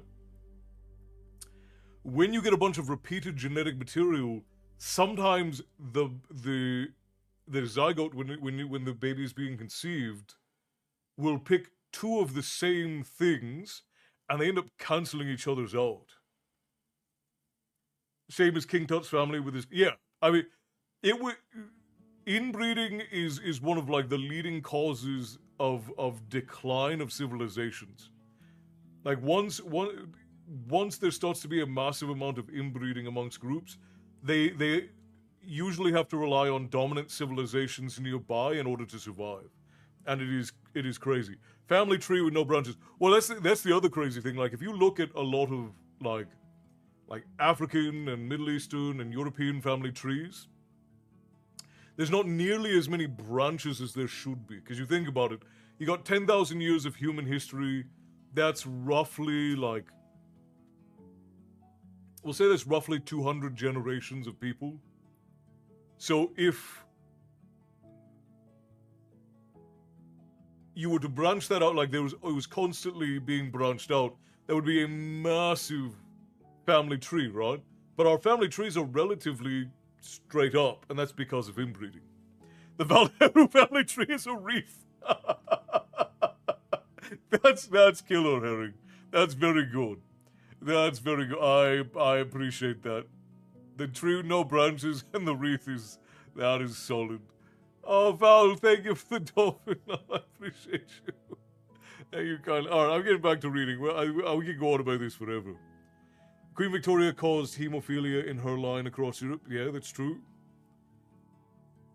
Quirt, hello, you came in just in time to hear us talk about inbreeding. My mother is also my sister and my daughter. Oh, God, good Lord. It would have to be stepdaughter, though, Matty. It couldn't be actual daughter. I don't know. A whole lot of things can happen, I guess. Okay, alright, let's get back to the story. I gotta get back to this. Yeah, I recall a convo recently about Tank Tolman. I live about half an hour away from him. He's cool. Yeah, a bunch of... I didn't remember who he was, but I have a vague reference now. He's the bald gentleman with the beard and who yells hammer, and he like talks about bringing people onto his ship. Yeah, I'm sorry. I was just laughing, Bear. It is warm in here too, though. My own grandpa. Yet some folks were saying that they would like for Tank and I to collaborate. I don't know him personally, but I'm always willing to consider collaborating with anybody. Well, almost anybody. Hammer, yeah. That's all I really know about him. I know that he occasionally does. I've seen a couple of his skits, and I've heard him yell hammer a couple of times. But that's really all I know. I didn't even know I couldn't remember who he was. Him and another tavern guy, somebody recommended that we collaborate. I just spend a whole lot of time watching stuff because I'm always making videos, so I don't have time to. So I don't actually know really any other people who do what I do. You guys would be great together. We'll have to see if we can work something out then. This is a good book. I'm enjoying the story time. Hi, Bear. Val over on TikTok, Bear, says it all and hopes your family is well. Tank is very soulful and funny guy. Sounds like we would get along then. I'm all about that. Alright, let's continue, friends. Where were we?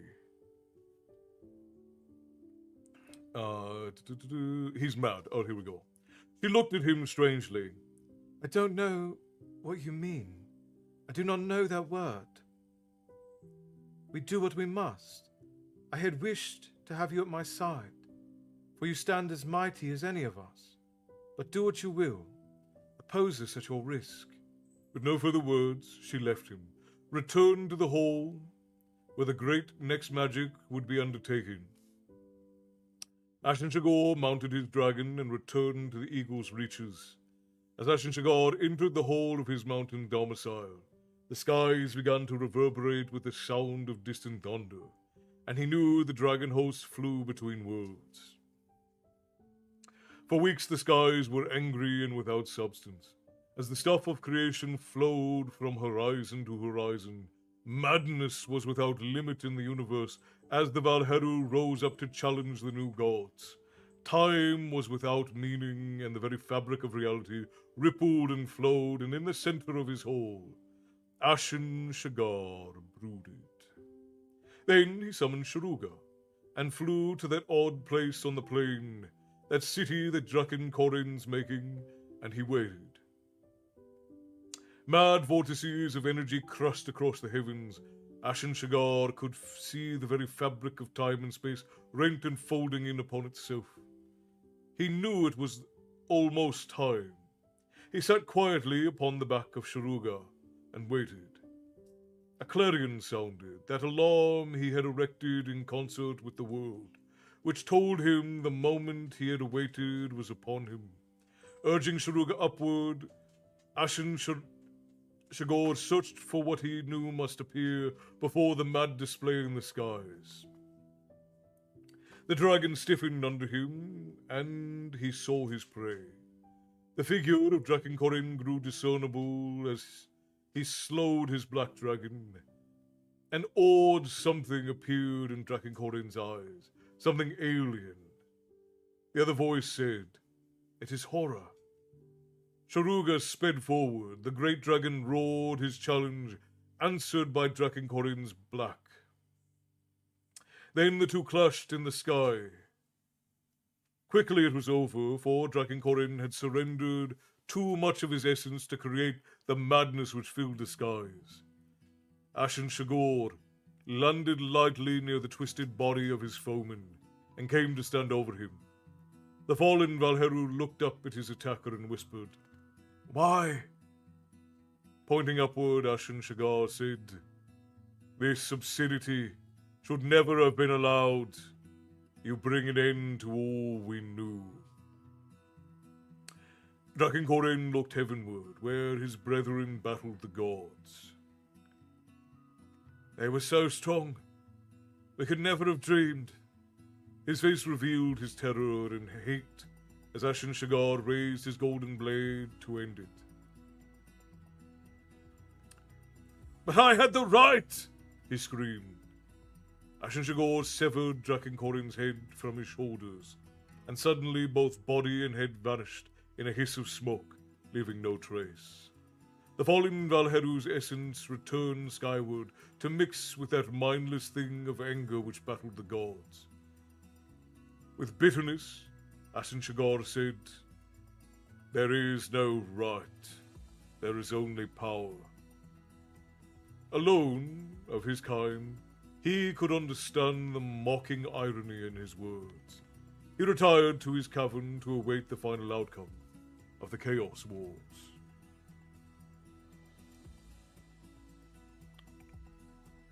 Quincy's Tavern was it, Crystal, yes. And there was another gentleman who I'd forgotten who he was, but I'm more than happy to work with any storytellers. I don't know if any of them know who I am, though. That would probably be... Ace, how goes it, my friend? We are in the midst of the Chaos Wars. We're learning about Ashen Shagar, who is the Dragon Lord who possesses Tomas. We're learning about his past. So we've got a very interesting set of circumstances going on right now, and we're working through them. Been watching a writers group stream and writing some submission for it. Lots of fun. Spectacular, Ace. That's good to hear. I think I knew that you were a writer. That reminds me, I need to put out the next topic for the Tavern Tales writing competition for this next month. Quincy's Tavern is fun, yet yours is better. Well, thank you. That's a fine compliment, Val. I appreciate you. Right here on the side, IT is main job. Well, you gotta make the money somehow, right? How many more chapters? Okay, so we don't have much further to go in the book itself. So there for TikTok, there for everybody else. That's how long we have. This chapter we have We have 7 pages left in this chapter. We're almost done with this chapter. 7 pages left. And then the next chapter after that is... It's only 15 pages. Got an evening work meeting, have fun, just wanted a quick hello. Spectacular. Ace, it was good to see you, my friend. Have a good work meeting. Have a productive meeting, I hope. And we'll see you back next time, my friend. And maybe we'll see you at the end. If your meeting gets out. Still a little bit. Yeah, I can probably power through this in the next 90 minutes. If I really put my head down, in the next 60 to 90 minutes, I can really power through this, I think. I agree this tavern is the go. Oh, you flatter me, Crystal. You flatter me. I appreciate you. It is a fine compliment you pay me. I appreciate you, my friends. You fill my heart, but careful. Don't want to overinflate my ego. I won't be able to fit through the door. Okay, where were we?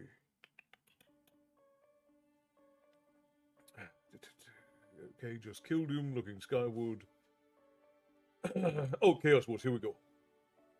Time was without meaning, as time itself was a weapon used in battle. But in some sense, it passed while the new gods warred with what had been the dragon host. Then the gods moved in concert. Those who had survived the interscene warfare, whereby each established his own place in the hierarchy of things, and they focused their unified attention upon the Valheru. They moved as a force, a power beyond the maddest dream of Draken Corin, and as a body they cast the Valheru from the universe. They cast them into another dimension of space and time, and moved to deny the Valheru a way back.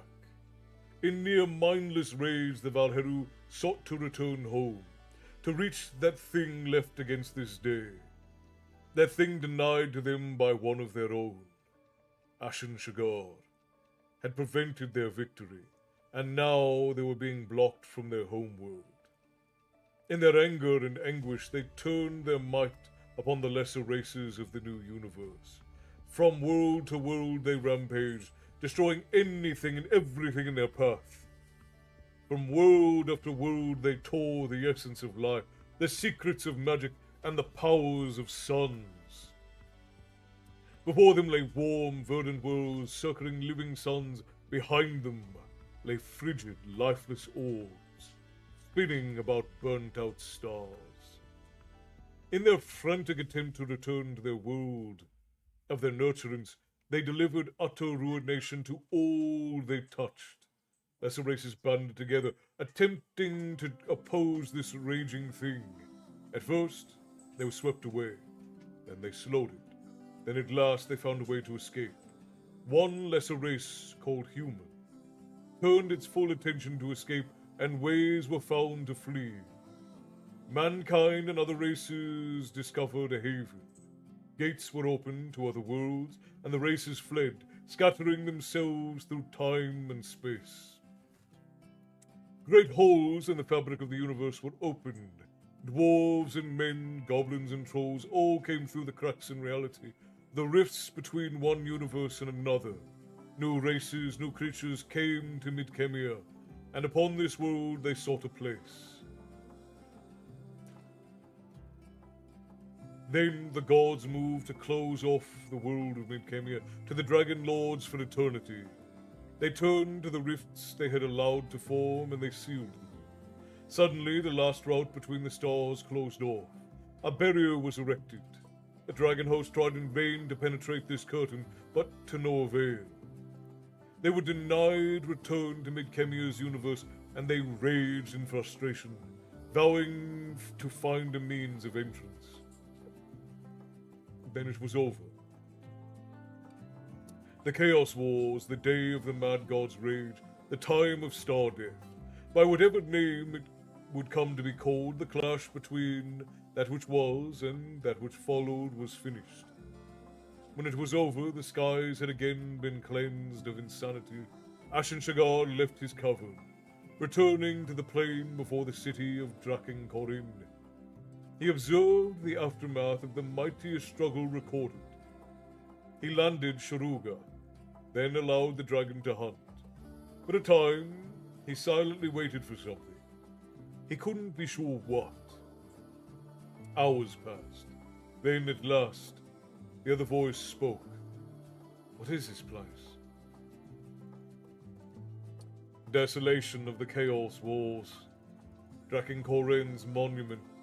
A lifeless tundra that was once a great grassland. Few living things abide here. Most creatures flee to the south, to more hospitable climes. Who are you? Ashen Shagor felt amusement. Laughing, he said, I am what you are becoming. We are one. So you have said many times.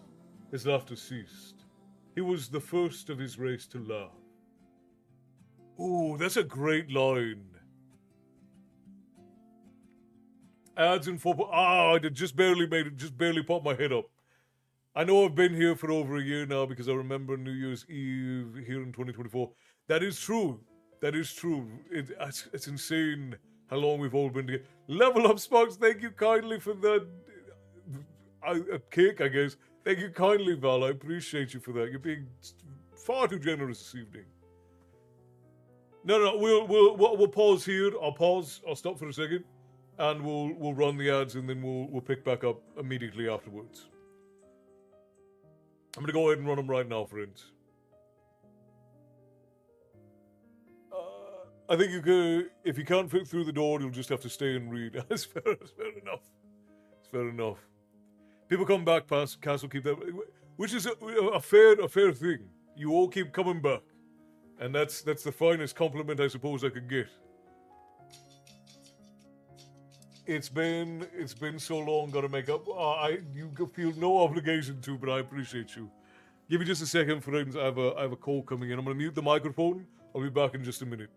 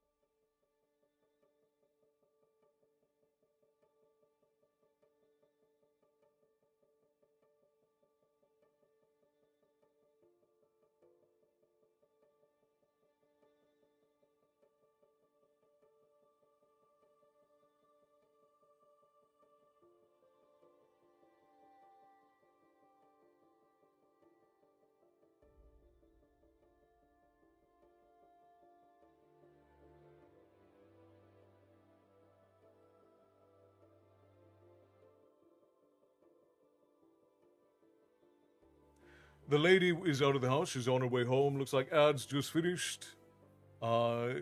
Yes, I did mute. I did mute.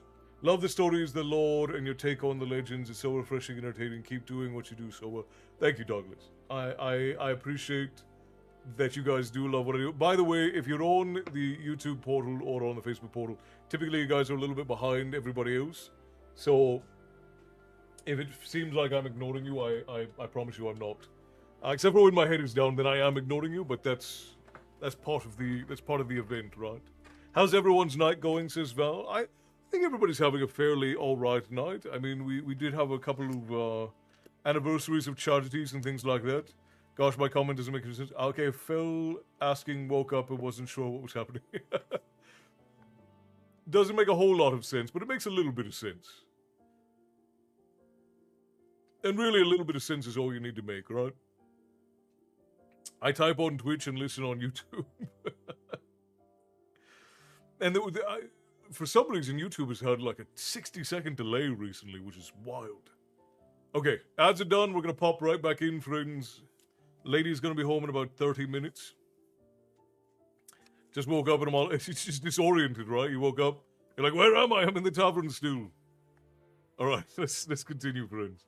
Where was I?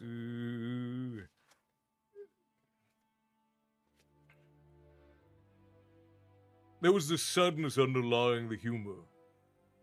I was praising this line because Ashen Shigota felt amusement. Laughing, he said, I am what you are becoming. We are as one. So you have said many times. His laughter ceased. He was the first of his race to laugh. There was a sadness underlying the humor, for to understand humor marked Ashen Shigard as something beyond any Valheru, and he knew he was witness to the beginning of a new era. It's a brilliant line. It's wonderfully written. I love that a lot. As and I drifted off castle, storytelling put me to sleep. It's part of what it's intended to do, so you're on the right track. Don't worry, I used to do it all the time before I changed workshops. Yeah. Thank you for the stretches and the drinks, Frost. I appreciate you, my friend. All right. I have forgotten. Ashen Shigor, the last of the Valheru, pulled Sharuga back from his hunt. Mounting his steed, he glanced at the spot where Drakenkorin had been defeated. Marked only by ash, Sharuga took to the skies, high above the aftermath of destruction. Give me a second, friends. I'm gonna reset the playlist real quick because it's getting weird. Start back over there. Alright. It is worthy of sorrow. I think not, said the Valheru.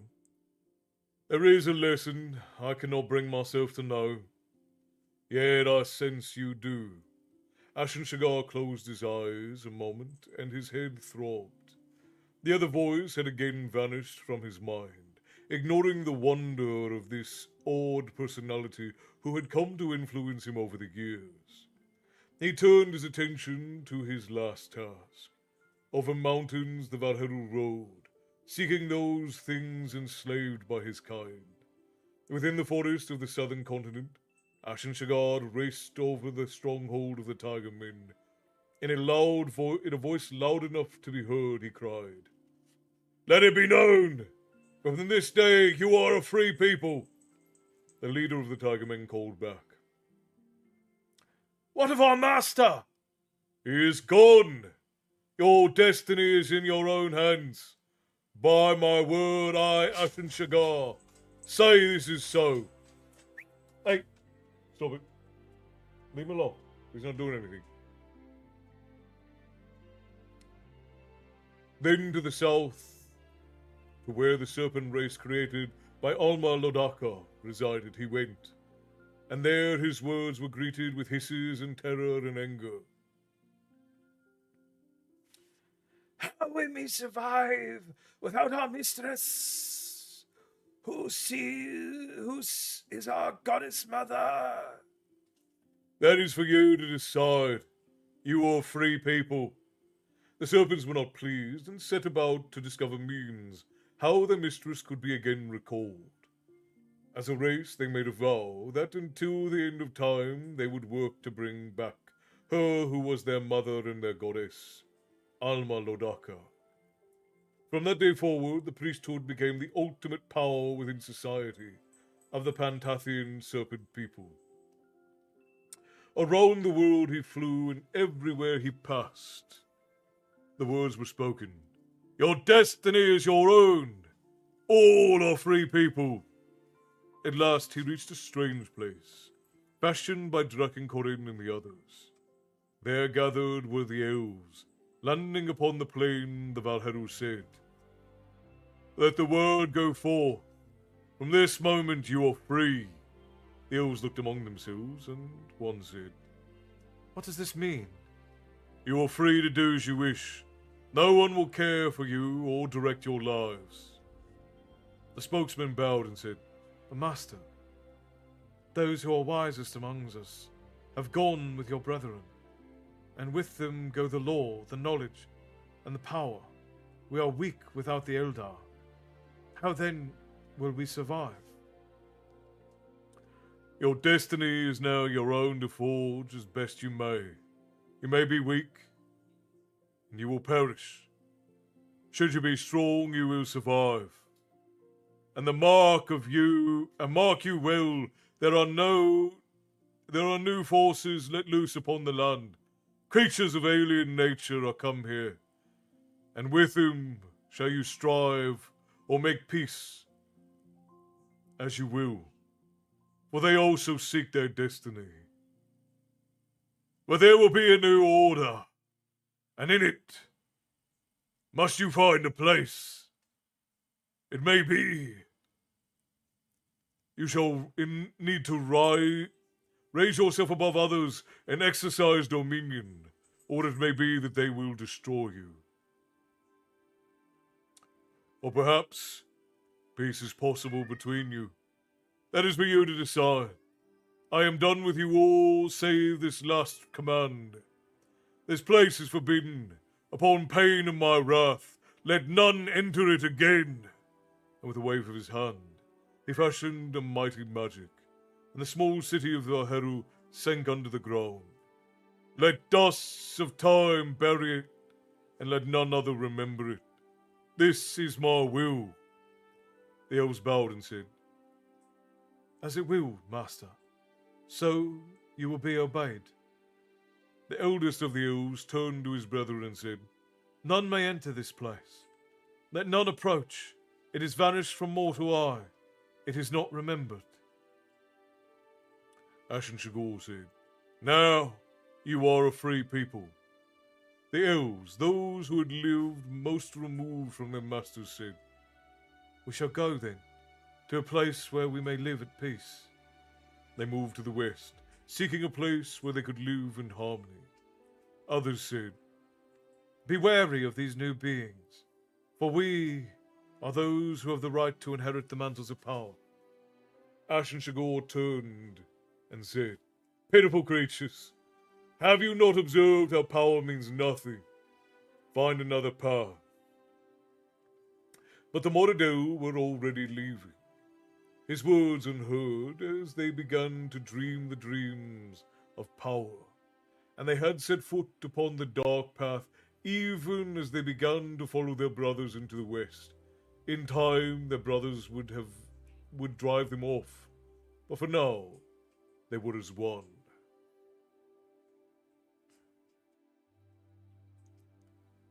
Passing out. Have a great night, Castle Val. Thank you so much for being here, love. It's always good to see you. I will see you back again on Thursday, hopefully. And I hope you rest well. And I hope you rise again tomorrow, ready to face the day. Yeah, it has been a while. I missed this. I'm honored to be back in the tavern. It's good to have you back, Rod. Roll up your seat. Make sure you're relaxed. Val, good night. Please rest well. We'll see you back again soon. Thank you kindly for all the tips to the tavern keeper. I hope your dreams are sweet and your waking is spectacular. Alright, where was I? Others moved silently away, ready to destroy any who opposed them, not content to seek out their master's power, certain of their own ability to take by force of arms whatever they wished. Those elves had been twisted by the forces let loose during the Chaos Wars and were already drawing away from their brethren. Jazz, thank you for the gifted sub. I appreciate you. Thank you for gifting the circus peanut. A sub. Tips to the tavern keeper always appreciated. Thank you kindly. How often in writing does breaking the fourth wall work? Rarely. Rarely, Gunnar, and only when it is done well. And there has to be a good reason, spectacular reason for it. I appreciate you, Jazz. I'm glad you came out. It's good to see you. I hope you and that beautiful boy of yours are doing well. Beautiful boys, I should say. You have two beautiful young gentlemen who you've fostered into the world, for which we can all be grateful.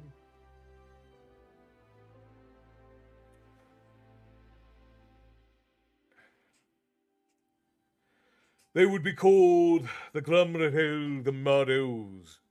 And as they set out to the north, they turned suspicious eyes upon those moving westward.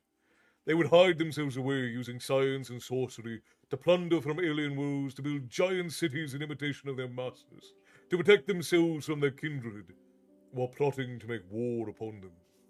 Disgusted at their behavior, Ashton Shagard returned to his hall to reside until that time when he was to leave his life. Preparing the way for the other, the universe was changed, and within his hall, Ashen Shagard felt himself alien to the newly forged order, as if reality itself rejected his nature. He fell in a torpor, a coma-like sleep, where his being grew diffused and began to suffuse his armor. The power being passed into artifacts to await another who would come to wear his mantle. At last he stood and said, "Have I erred?" "Now you no doubt." There's a strange quietness within. What is it? It is death approaching.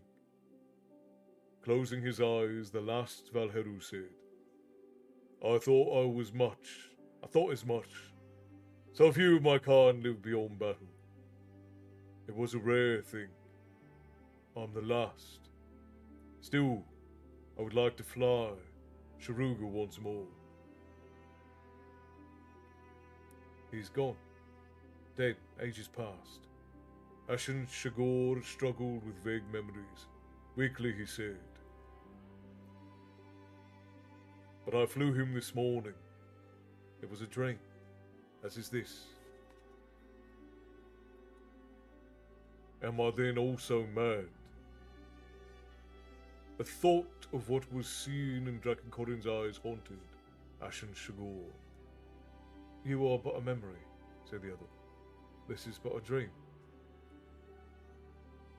Then I will do what is planned. I accept the inevitable. Another will come to take my place. So it has happened already. I am the one who came. I've taken your sword and put on your mantle. Your cause is now mine. I stand against those who would plunder this world, said the other. The one called Tomas. Tomas opened his eyes and then closed them again. He shook his head as if clearing it. To Pog, he'd been silent for only a moment, but the magician suspected that many things had passed through Tomas's mind. At last, Tomas said, I have the memories now. Now I understand what is occurring. Makaros nodded. He said to Pog,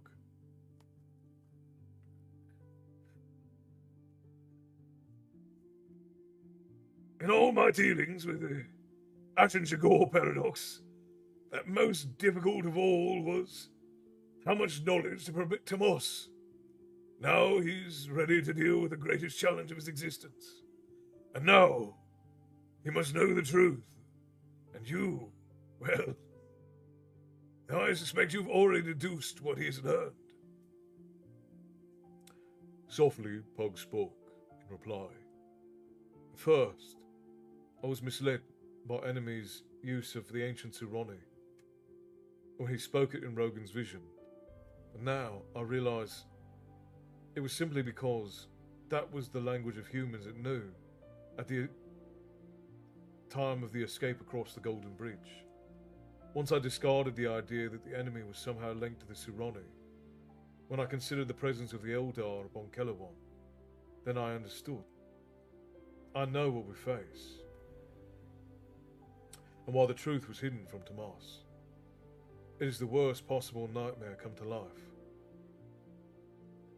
Macros looked at Tomas. Tomas looked long at Pug, and there was a pain in his eyes. Quietly, he said, when I first remembered the time of Ashen Cigar, I thought my heritage had been left against the Suroni invasion, but that was only a small part of it. Yes, said Macros, there is more. You now know how a dragon thought, extinct for generations, a great black, could guard me. Tomas's expression was openly one of doubt and worry. With an almost resigned note he added, and I know now the purpose of Mermandomus's masters. He waved his hand around them. The trap was less to prevent Macros from reaching Midkemia than it was to bring us here, keeping us away from the kingdom. Why? asked Pog. Macros said. For in our own time, Mermandomus commands an army and strikes into your homeland. Even as you search for me in the city forever, I wager he was overrunning the garrison in High Castle. I know his purpose in invading the kingdom. He needs to reach Sethanon. Why Sethanon? asked Pog. Because, by chance, that city is built over the ruins of the ancient city of Drakenkoran, answered Tomas, and within that city lies the Lifestone. The sorcerer said, Best continue walking while we discuss these problems, Pug. For we've got to return to Midkemia in our own era. Tomas and I can tell you of the city of Drakenkoran and the Lifestone. That part you're ignorant of, though you know the rest, the enemy. The thing you learned about on Kelawon is not a single being.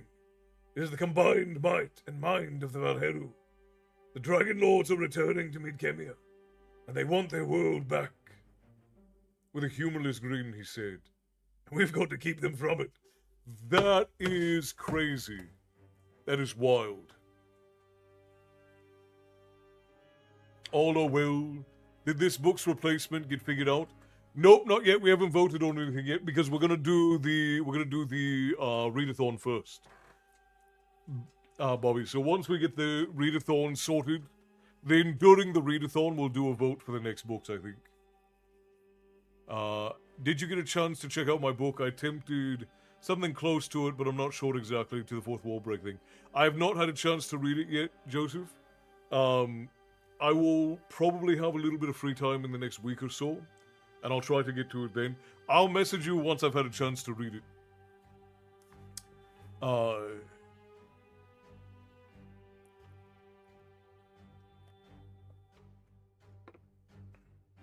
Yeah, and I am going to do a vote over in the guild for what the readathon will be, but I'm like 90% sure it's going to be Tolkien. I don't see any reason or way that anybody's not going to vote for it to be The Hobbit and The Lord of the Rings. So it's very likely going to be The Hobbit and The Lord of the Rings.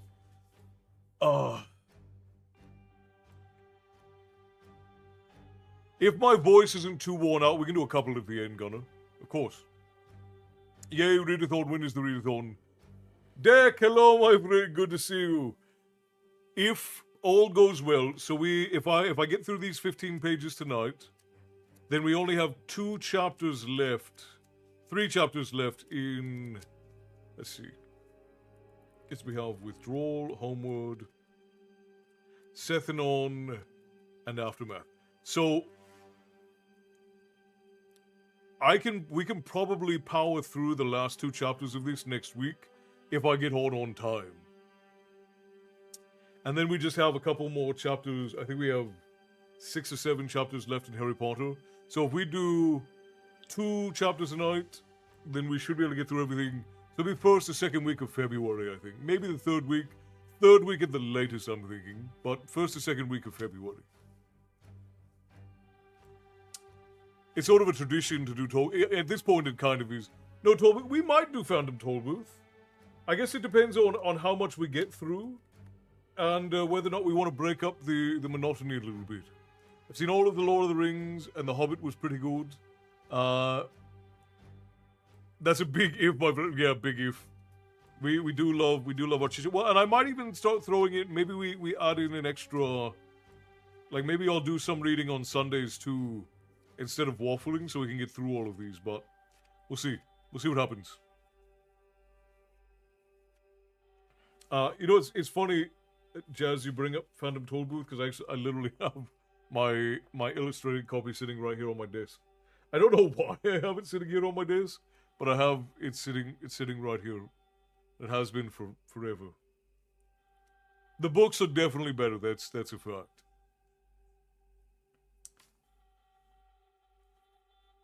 Tollbooth is an honorary mention if Tolkien doesn't show up. This is true. Maybe we go through Tolkien and we end on the Phantom Tollbooth. Because the Phantom Tollbooth wears out my voice because of the crazy voices that have to be done in it. So we'll see. If you can get your A into G on time, yeah. It's just I need somebody like the lady and I are so busy all the time with doing the various projects that we're working on. We're gonna need somebody to edit videos soon because we just can't keep up with it with everything we got going on. And I'm trying to get books written. I 100% want to get the first episode of Twisted Fates out before the end of the month. And I've got 3 days to do that. So we'll see what friggin' happens. We're coming down to the wire on this one. But I am dead set on getting it out before the first of next month.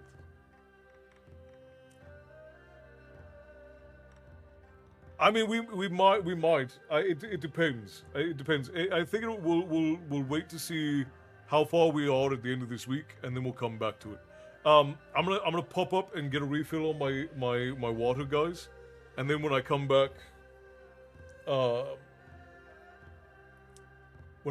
do the next 15 chapters. I'm gonna run ads again, so we don't get because let's see, how long do we have? We got a little bit of time. I'm gonna run them again anyway, just so we don't get interrupted. And I'll be right back. I'm gonna check on the boy as well. Make sure he's not doing anything crazy. We'll be right back, friends. Hang out. The music should keep you company, I suppose.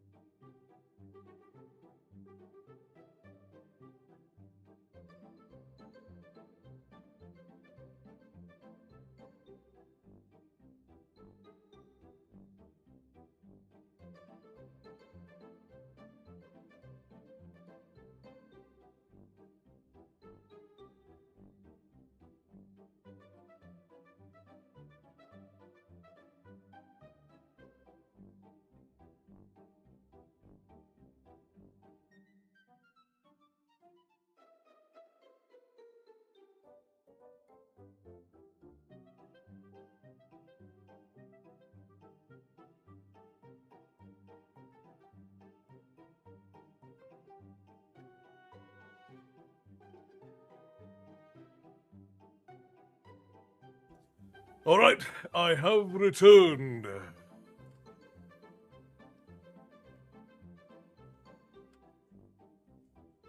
We got another weird song playing in the background. Hang on.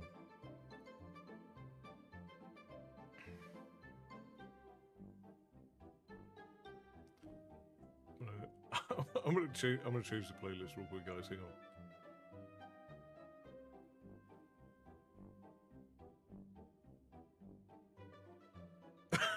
I apologize. The good man needed to disappear quickly. Let's hope it's all good. Yeah, I had to go and I just needed to get up and get some more water. We're having a bit of a long drag tonight, and the lady came home, so I got her a cup of coffee.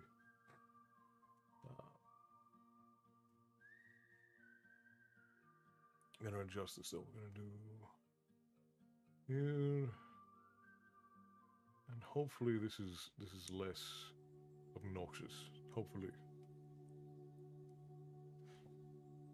use the facilities. Yes, something like that. I love reading all the time. Sometimes I even fall asleep with a book in my hand and my glasses on. I love to read too. Sadly, because of the work that I do, I don't usually get to read for pleasure.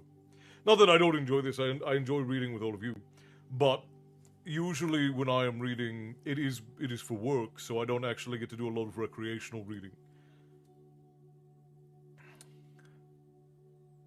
Though the lady does buy me, she buys me books, she buys me light novels and whatnot for various celebratory reasons, and I appreciate them all. I want to say hello to your adoring audience, my love.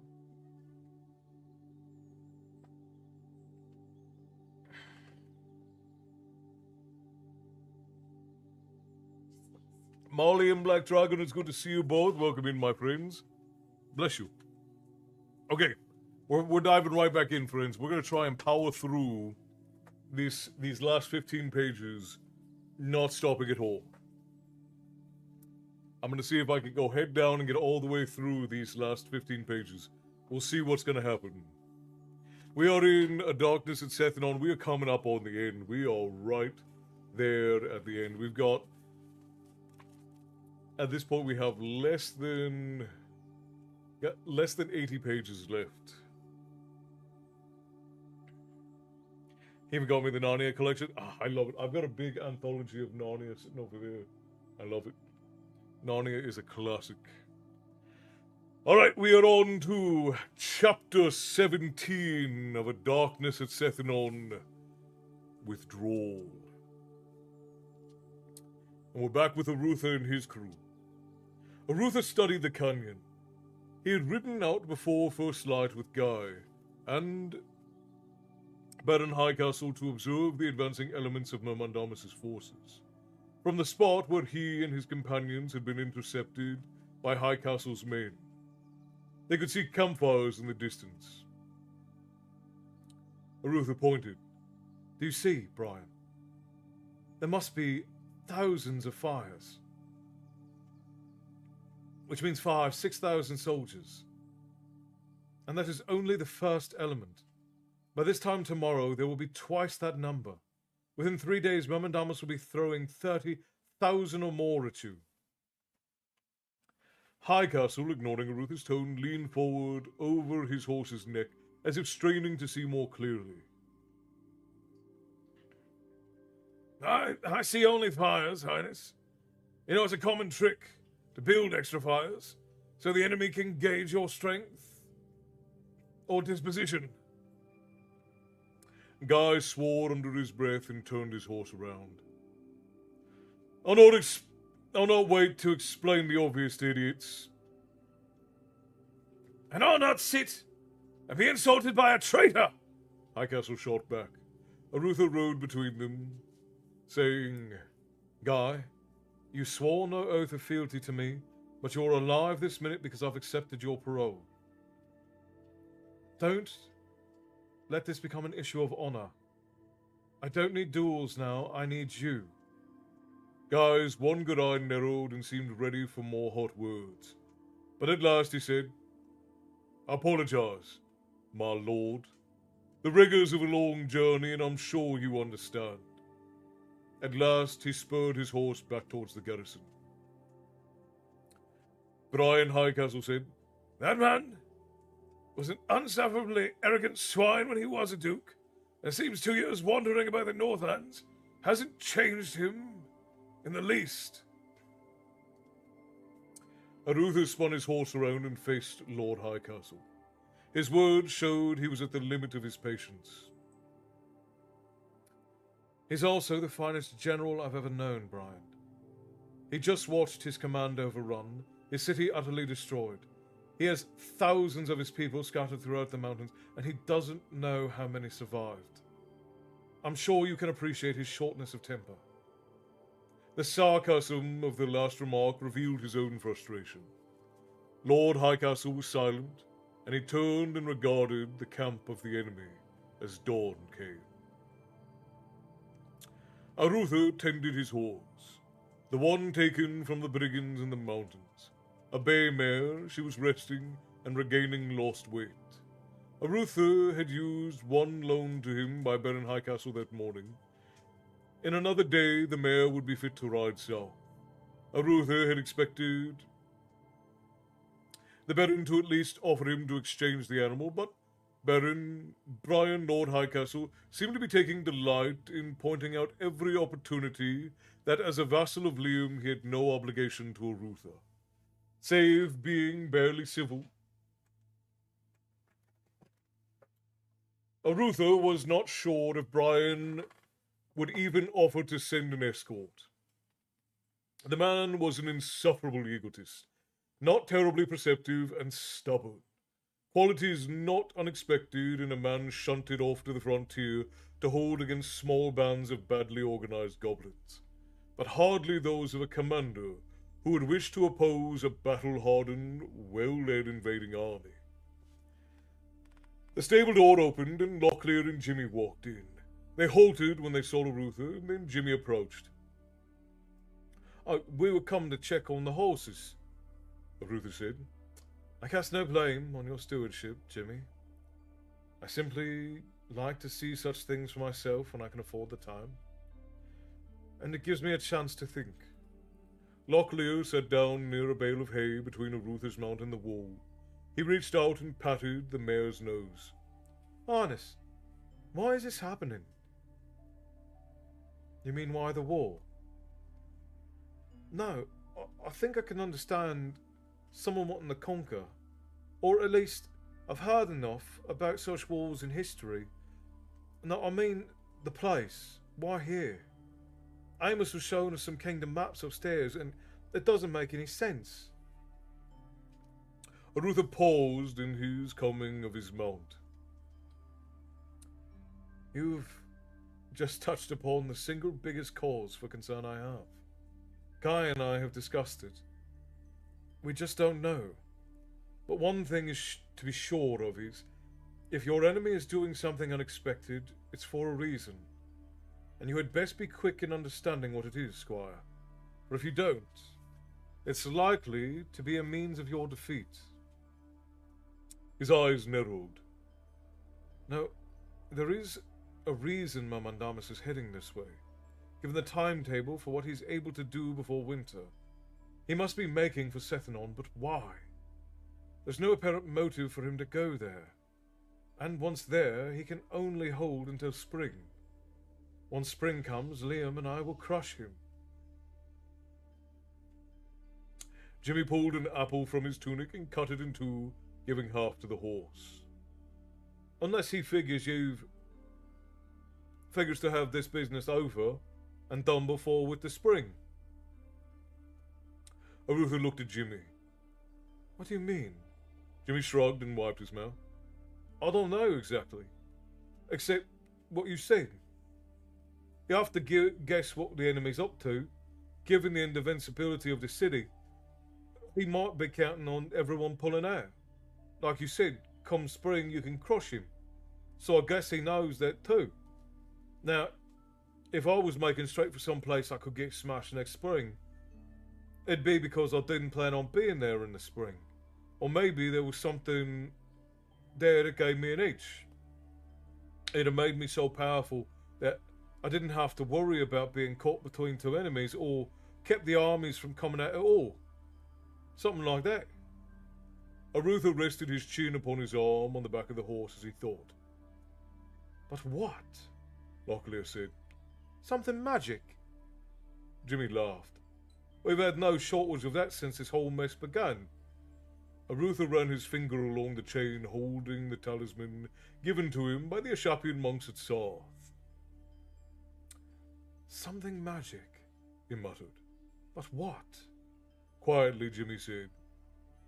It'll be something big, I'd guess.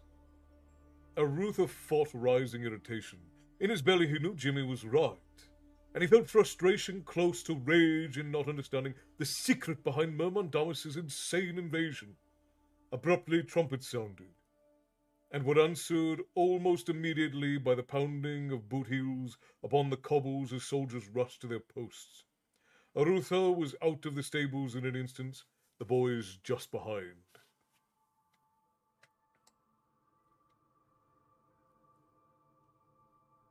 Has anyone here tried Hershey's Krispy Kreme donuts? I have not. It's been nice to be back in the tavern. Unfortunately, I have to say goodnight and see you all. Thank you, Castle, and have a good night. Good night, Roderick. It was good to see you, my friend. It's wonderful to have you back. I hope that you rest well. I hope you rise tomorrow ready to conquer the day. And we hope to see you back on Thursday. Again, just as a reminder to everyone, I will have the announcement out for the winners of the writing contest this next week, hopefully. We'll be starting Twisted Fate soon. I'll have the new topic out for the Tavern Tales writing contest also within the next week. And the readathon is going to be sometime in the next 2 to 3 weeks. I'll have an announcement out as soon as we know exactly what the date is. Has anyone tried the Hershey's Krispy Kreme donuts? No. That sounds cloyingly sweet, though.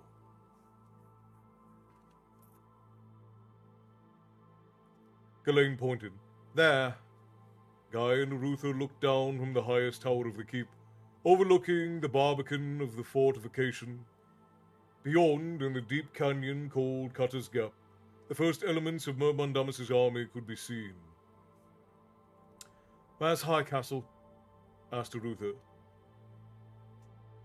Down on the wall with his men, Answered Amos. he rode in a short time ago. All bloodied and battered, seems the Dark Brothers, rubbing the hills above the advanced position, swarmed down over him. He had to cut his way out. Looks like he lost most of the detachment out there. Guy swore. The idiot! That was where he could have bottled up Myrmidamis's army for a few days. Here on the walls it'll be a damn bloody farce, the elf said. It was foolish to underestimate the ability of the Mountain Moradel once they get into the rocks. These are not simple goblins he's facing, Arutha said. I'm going to see if I can talk to him. The prince hurried down through the keep, and within a few minutes was standing beside Lord Highcastle. The Baron was bloodied from a scalp wound received when his helmet had been knocked off his head. He had not put another on, and his hair was matted with dried blood. The man was pale and shaky, but he still supervised his command without hesitation. Arutha said, Brian, can you see what I'm talking about? We'll bottle them up here, he answered, pointing to where the narrow canyon came together before the wall. There's no room to stage, so his men will be stopped before the wall. We'll cut them down like wheat before a scythe. Brian, he's bringing an army of 30,000 against you. What have you here, 2? He doesn't care about losses. He'll pile his soldiers against your walls and then walk over their corpses to reach you. They'll come and wear you down. You can't hold out for more than a day or 2 at the longest. The Baron's eyes locked upon Arutha's. My charter is to defend this position. I may not quit it, save by leave of the king. I am charged to hold it at all costs. Now you are not a part of my command. Please leave the wall. Arutha remained motionless for a moment, his face flushed. He left the wall and hurried back to the tower. When he had rejoined those upon the tower, he said to Jimmy, "Go saddle the horses, and get all we need for a long ride. Steal what you must from the kitchen. We may have to make a quick exit." Jimmy nodded and took Locklear by the sleeve, leading the other boy away. Arutha, Guy, Ghislaine, and Amos watched as the leading edge of the invading army moved closer and closer, coming down the canyon like a slow-moving flood.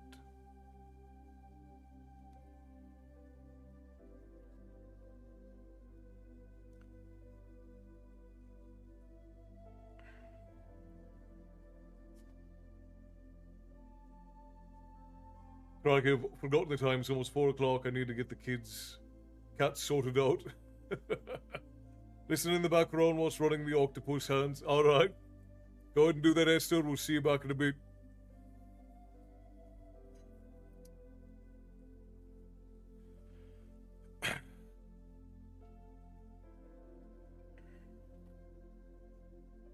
It began as Arutha had predicted, a wave of soldiers attacking down the narrow draw.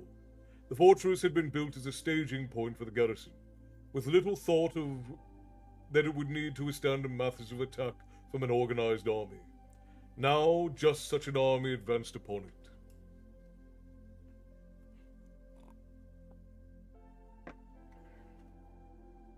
Arutha joined his companions atop the tower. Watching as High Castle's bowmen began slaughtering Mermandamus's advance elements. Then the front ranks of the attackers opened and the goblins with heavy shields hurried forward at a crouch, forming a shield wall. Moradel bowmen ran and took refuge beyond them, then rose and began answering the archers upon the wall. The first flight of arrows took a dozen of High Castle's bowmen off the wall, and the attackers streamed forward again and again. The two sides exchanged missile fire, and the defenders stood firm. But the attackers continued to advance toward the wall. Step by bloody step they came, moving past the bodies of those who had fallen. Each wave came and fell, but moved closer to the walls than the last. An archer would die, and another would run forward to take his place. Then, as the sun breasted the high wall of the canyon, the attackers had halved the distance to the wall. By the time the sun made the narrow transit from the wall to wall overhead, the distance was narrowed to less than 50 yards.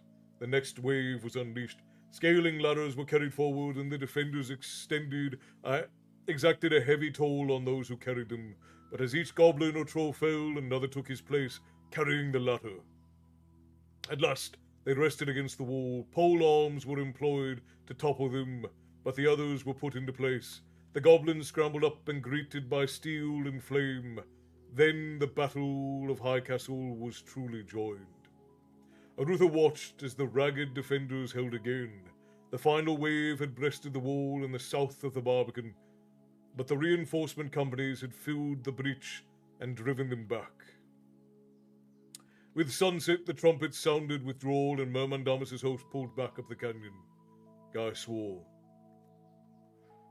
"I've never seen such carnage and waste in the name of duty." Arutha was forced to agree, and Amos said, "Bloody hell!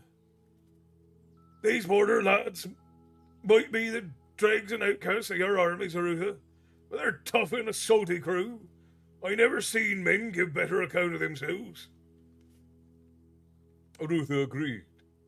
You don't serve on the borders for long and not get toughened. Few big battles, but constant fighting. Still, they're doomed if Brian keeps this up. Ghislaine said, "We should leave before dawn if we are to get away, Arutha." The prince nodded. "I'm going to speak one last time with Brian. If he still refuses to listen to reason, I'll ask permission to quit the garrison." "And if he doesn't?" Arutha said to Jimmy, "Jimmy's already gotten us provisions and a way out. We'll leave on foot if we must." The prince left the tower and hurried back to where he'd last seen High Castle. Looking out, he saw no sign of the Baron. Inquiring of a guard, he was told Last I saw the Baron, he was an hour ago. He might be down in the courtyard with the dead and wounded, Highness. The soldier's words were prophetic, for the Ruther found Brian, Lord Hardcastle, with the dead and wounded. The chirurgeon was kneeling over him, and when the prince approached, he looked up and shook his head. He is dead. Arutha spoke to an officer standing by the body. Who is second?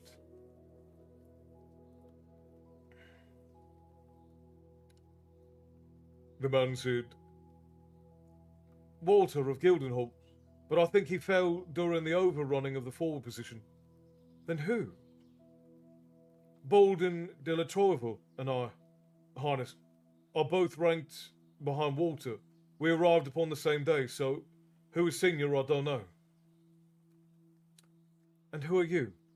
Anthony de Massigny, formerly Baron of Cowrie, Highness. Arutha recognized the man from Leon's coronation after hearing the name. He had been one of Guy's supporters. He still affected a trim appearance, but 2 years of the frontier had rid him of such the manner of the court dandy he had displayed at Rillanon. And if you've no objections, send for De La Trouville and Guy du Bastira. Have them meet us in the Baron's chambers. I've no objections, said Dumasny, and he surveyed the carnage along the walls and the courtyard. In fact, I would welcome a little sanity and order about now. Baldwin de la Trouville was a slender, hawkish man, in contrast to Dumasny's neatly trimmed, softer appearance. As soon as both officers were present, Arutha said, If either of you has a notion of that nonsense about being vassals of only the king and defending this fortress to the death, say so now. Both exchanged glances, and Dumasny laughed. Highness, we were set here by order of your brother for, he cast a glance at Gar, certain former political indiscretions. We are in no hurry to throw our lives away in futile gesture. De la Trouville said, Hardcastle was an idiot, a brave, almost heroic man, but still an idiot. You'll gladly accept my orders. Gladly, they both said. And from now forward, Du Bastira is my second in command. You will accept him as your superior. Dumasny grinned. That's hardly new to either of us, Highness. Guy nodded and returned the smile. The good soldiers, Arutha. They'll do what needs to be done. Arutha ripped a map off the wall and laid it upon the table.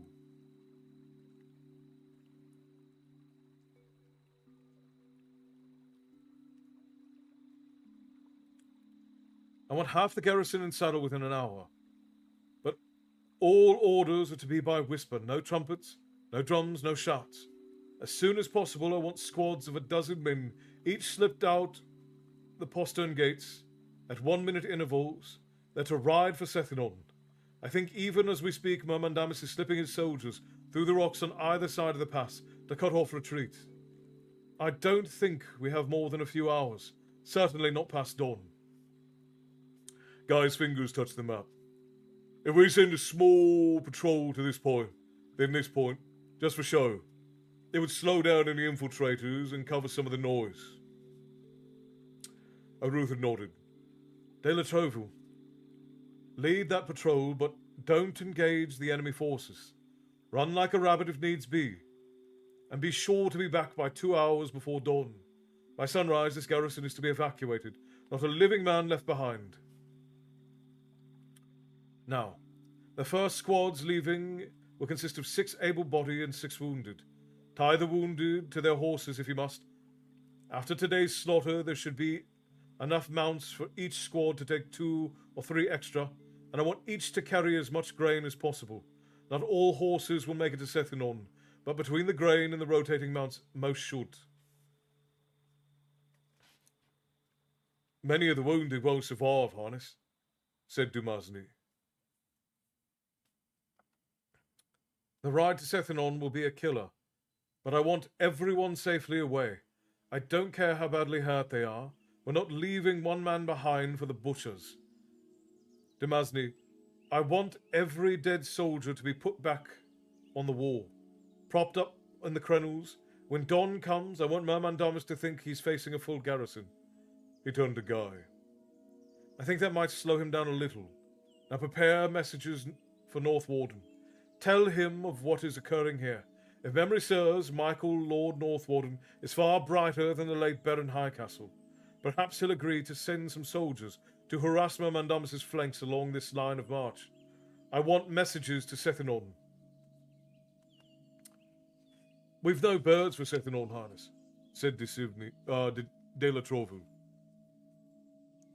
We're expecting some to be coming by caravan within the month. He looked embarrassed for his former commander. An oversight. How many birds do we have left in the coops? A dozen. 3 for North Warden, 2 each for Tirsorg and Lorio, 5 for Romney. Arutha said. Then at least we can spread the word. Tell Duke Talwyn of Romney to send word to Liam and Rillanon. I want the armies of the east to march on Sethanon. Martin will already be in the field of Vandross's armies. As soon as he encounters the survivors from the Armengar and learns of Myrmandamus' route, he'll turn his forces around and send the army from Yabon to Hawk's Hollow, where they can cut through the mountains and march this way. We'll send word to Tirsorg to get gallopers out and tell him exactly where we are. The garrison from Condor will march as soon as Gardun receives word from Martin. He'll pick up troops along the way at Darkmoor. He seemed vaguely hopeful. We may yet survive at Sethanon.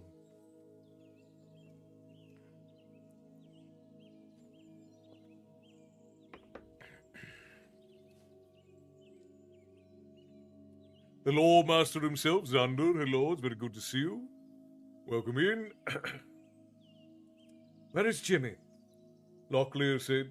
Oh, he said he had something to do and he would be right back. Arutha looked about. What nonsense is he about now? It was nearly first light, and the last detachment of soldiers was ready to ride out of the garrison. Arutha's party, the last 50 soldiers, and 24 extra horses were poised at the gate. And Jimmy was off somewhere. Then the boy dashed in aside, waving for them to be off. He jumped into the saddle, and Arutha signalled for the postern gates to be open. They were pushed wide, and Arutha led the column out. As Jimmy overtook him, Arutha said, "What kept you?" "A surprise from Myrmandamus." "What?" "I put a candle on top of a small barrel of oil I found, and on a bunch of straw and rags and things. Should go up in about half an hour or so. Won't do much but make a lot of smoke, but it will burn for a few hours." Amos laughed in appreciation. "And after Ermengar, they won't be so quick to rush towards the fire?" Guy said. "That's a bright one, Arutha." Jimmy looked pleased at the praise. Arutha said dryly, "Sometimes too bright." Jimmy's expression turned dark, while Locklear grinned. They gained a day. From the time they left the first morning until sundown, they saw no sign of pursuers. Arutha decided that Myrmandamus must have ordered a thorough search of the empty fortress, and would then have to reorder his army for the trek across the high wold. No, they had stolen the march on the invaders, and they were likely to stay ahead of all but his fastest cavalry. They could push the horses, rotating the remounts they led, and make between 35 and 40 miles a day. Some horses were sure to go lame, but with luck, they would be across the vast, hilly high wold within a week. Once in the dim wood, they would have to slow, but the chances of being overtaken would be less. For those behind would have to be cautious of ambush from among the thick trees.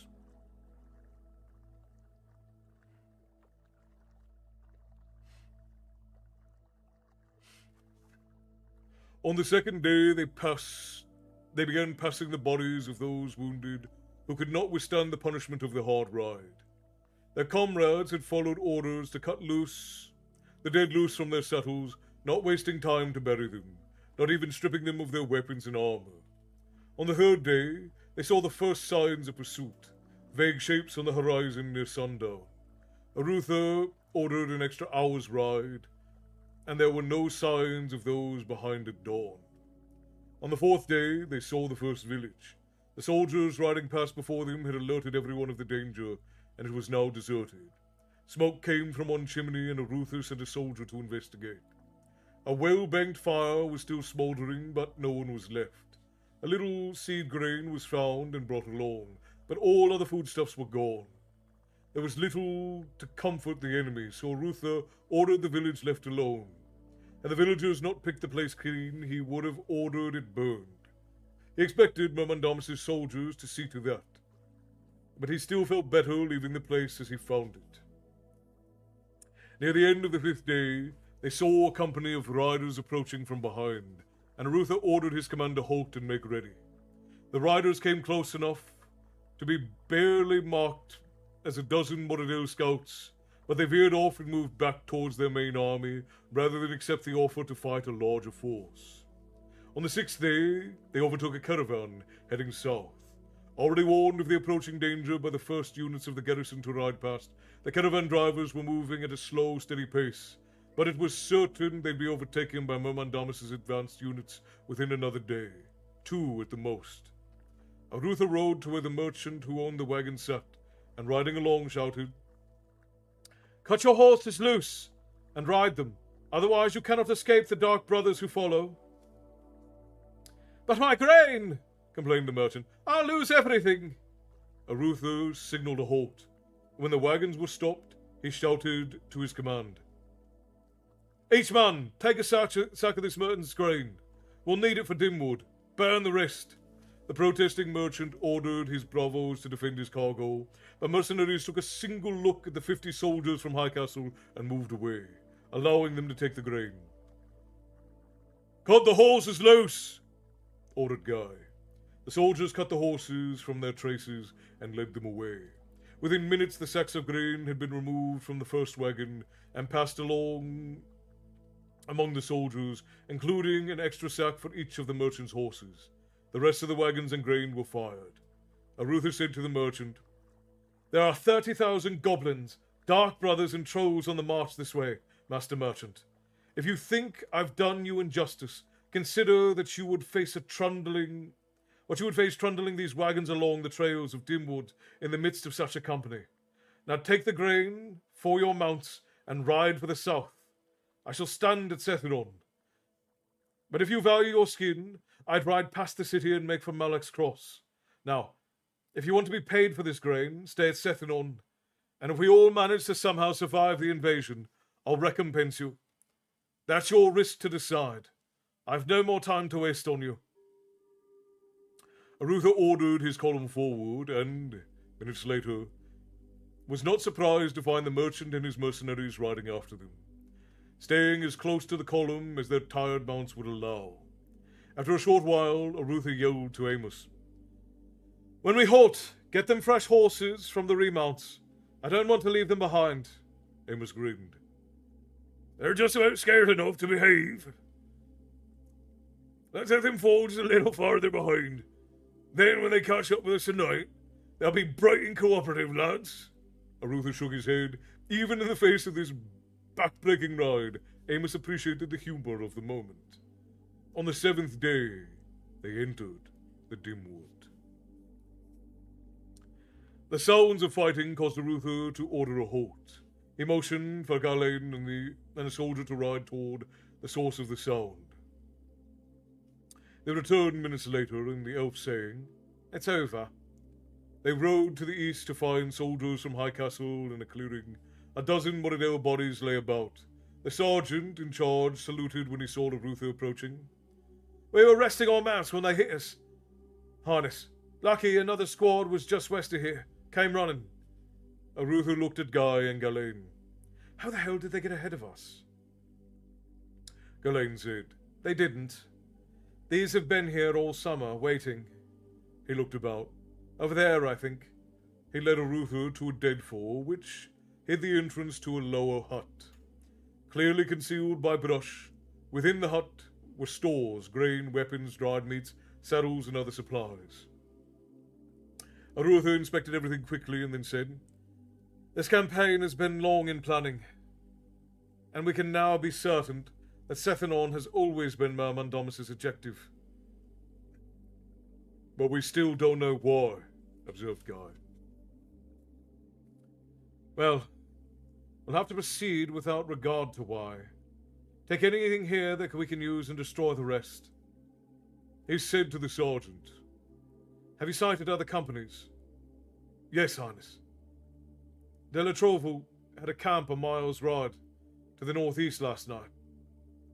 We encountered one of his pickets and were ordered to continue on, so as not to concentrate too many men in one place." Guy said, "Dark Brothers?" Sergeant nodded. "The woods are lousy with them, Your Grace. If we ride past, they give us a little trouble. If we stop, we've snipers to deal with. Luckily, they don't usually come in bands as large as this one.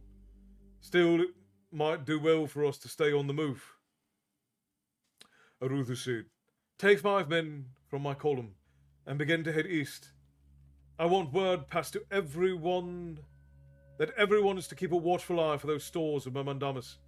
I expect you'll find them guarded, so look for places where the Dark Brothers begin to object to your trespassing. Anything that can help him is to be destroyed. Now, you better ride."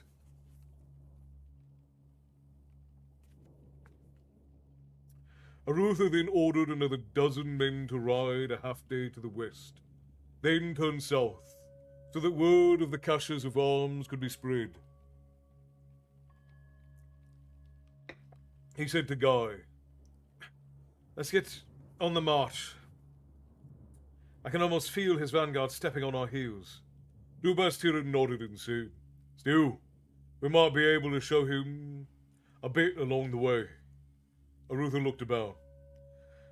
"I've been waiting for a place for an ambush, or a bridge to burn behind us, or a narrowing in the trail where we can fell a tree, but there hasn't been a single likely place." Amos agreed. "This is the most bloody damn accommodating forest I've ever seen. They can march a parade through here, and not one man in 20 would miss a step for having to dodge a tree."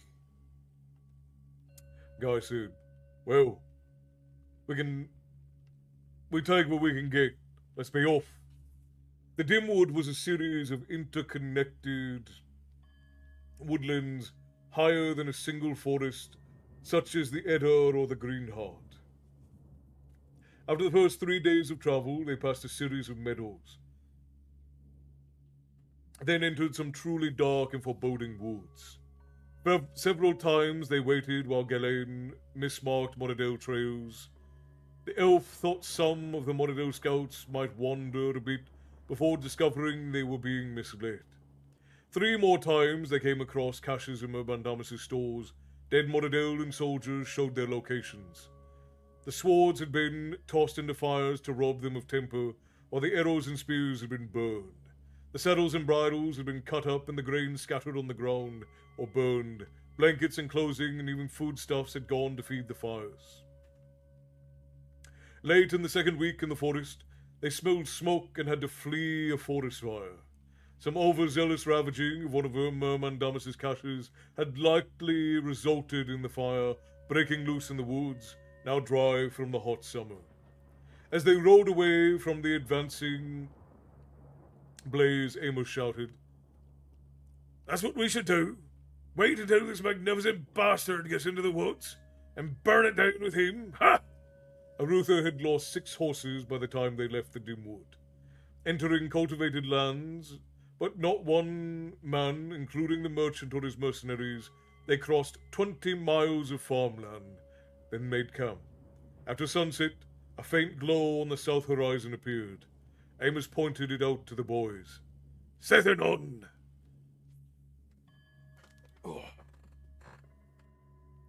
See how many more pages do we... Oh, we're at the end, my friends. We've only got 3 pages left. Let's keep going. They reached the city and were halted at the gate by soldiers of the local garrison. "We're looking for whoever's in command," shouted the sergeant in charge. His chevrons clearly showed a golden showed in the golden upon the finely tailored green and white tabard of the barony of Sethanon.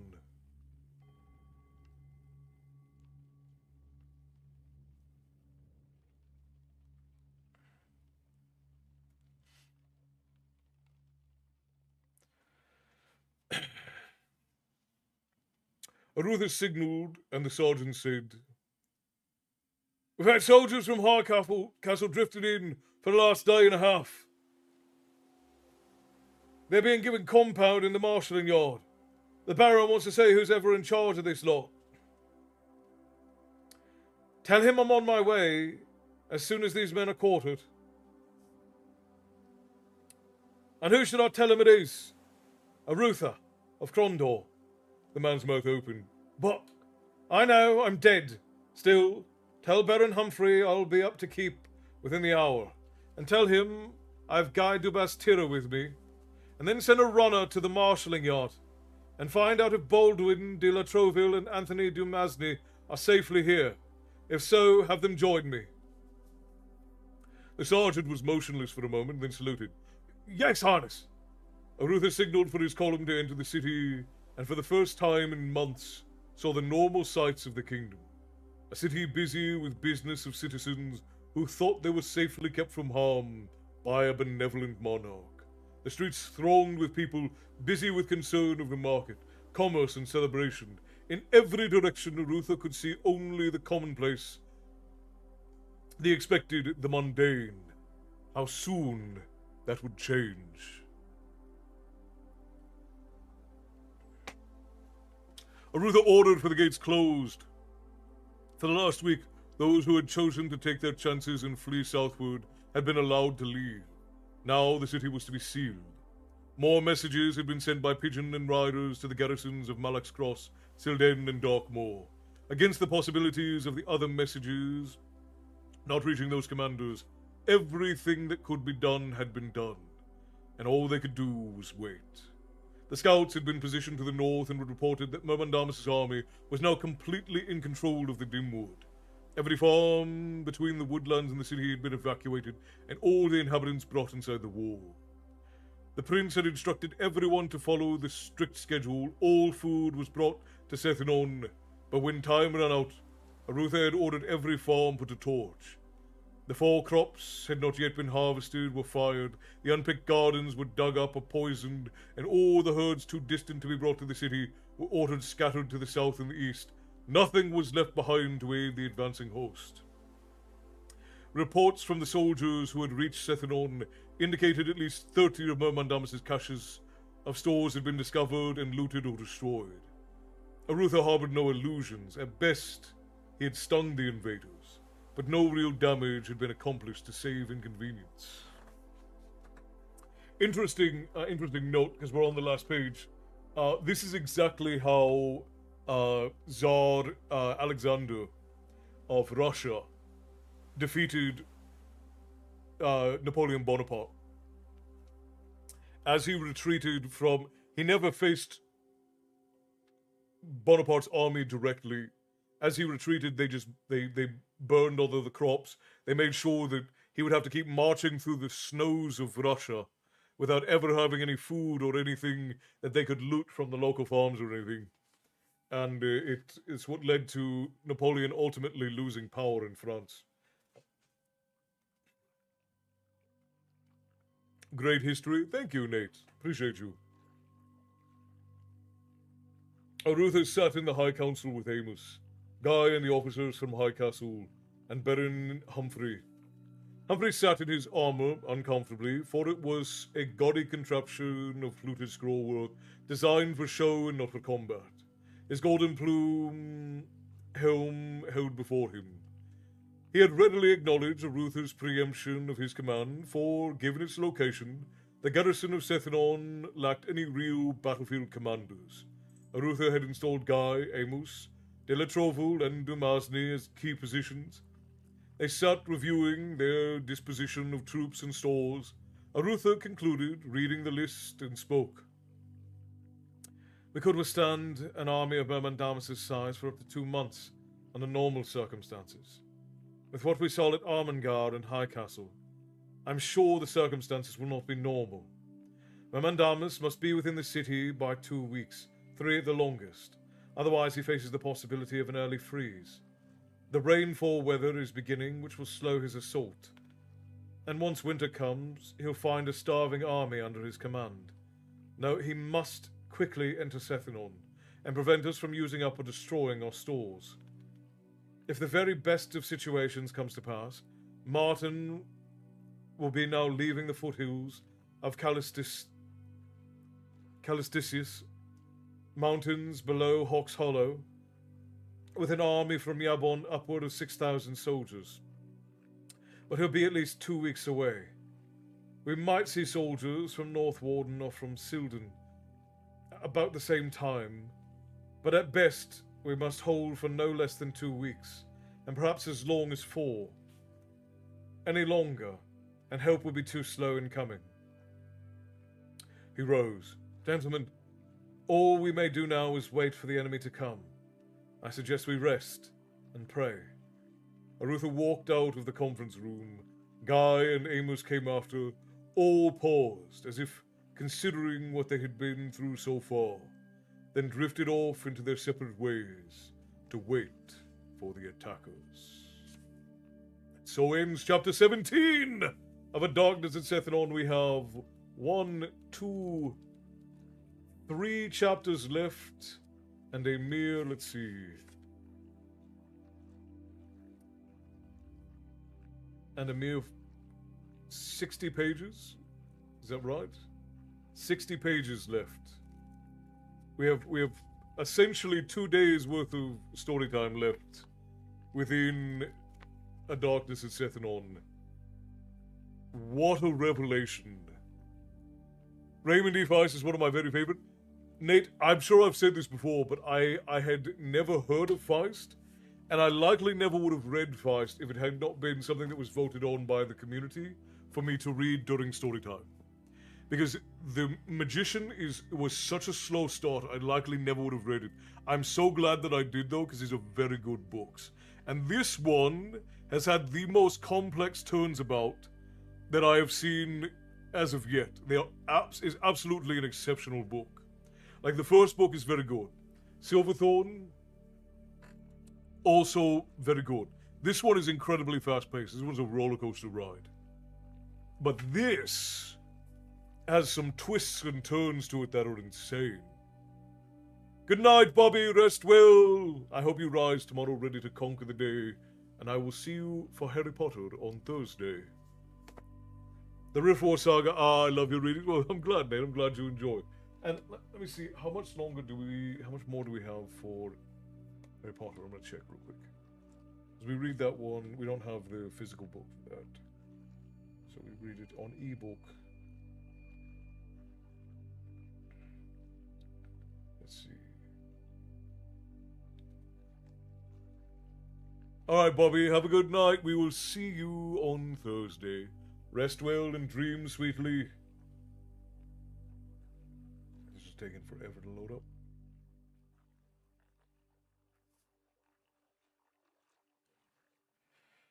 Let's see. So for Harry Potter, we have 1, 2, 3, 4, 5, 6, 7, 8, 9, 10, 11, 12, 13, 14 chapters left. But those 14 chapters are about, what, 160 pages, about.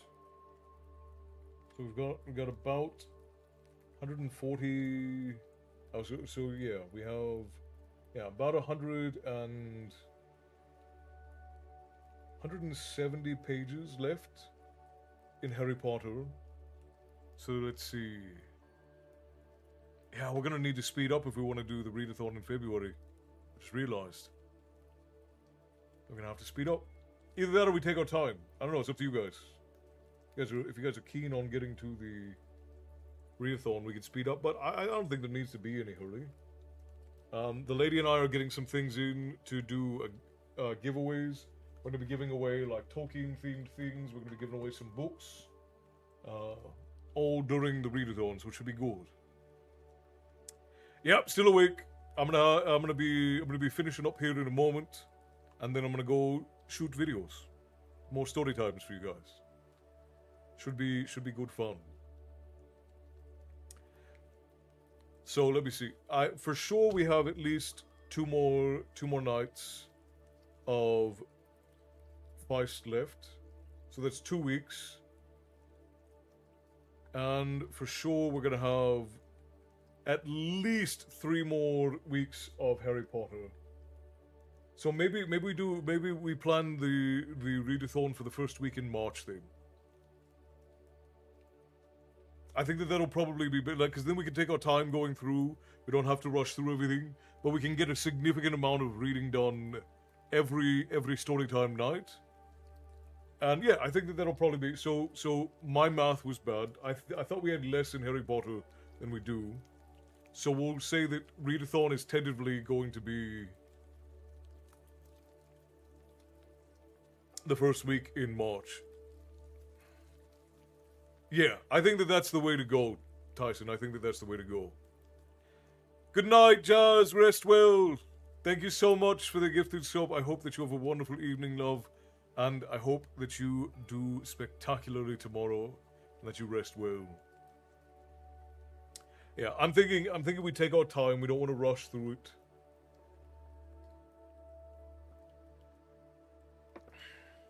And this way it'll also give us some time to prepare like what all we're going to do for the readathon.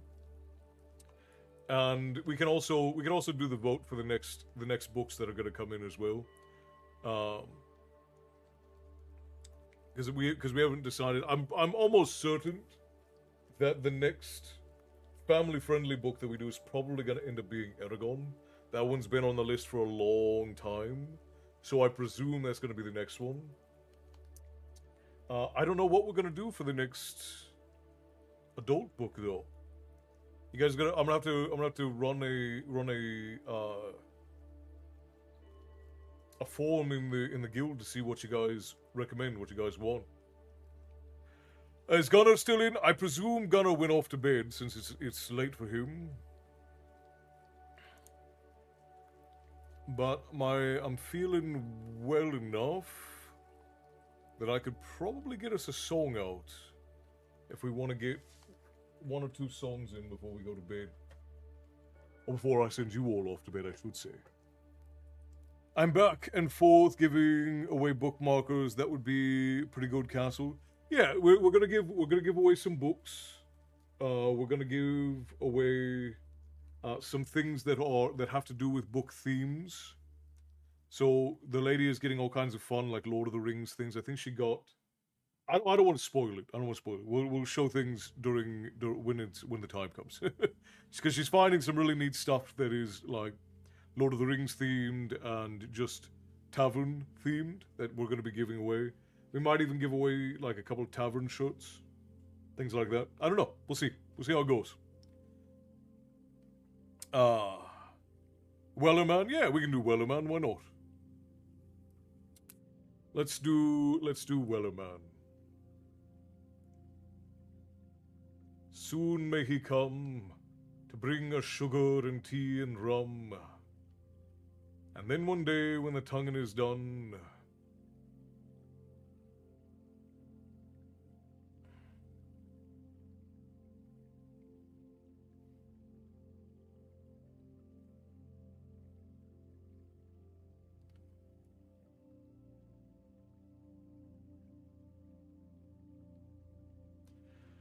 all right. We're gonna mute the music, and we're gonna do Wellerman.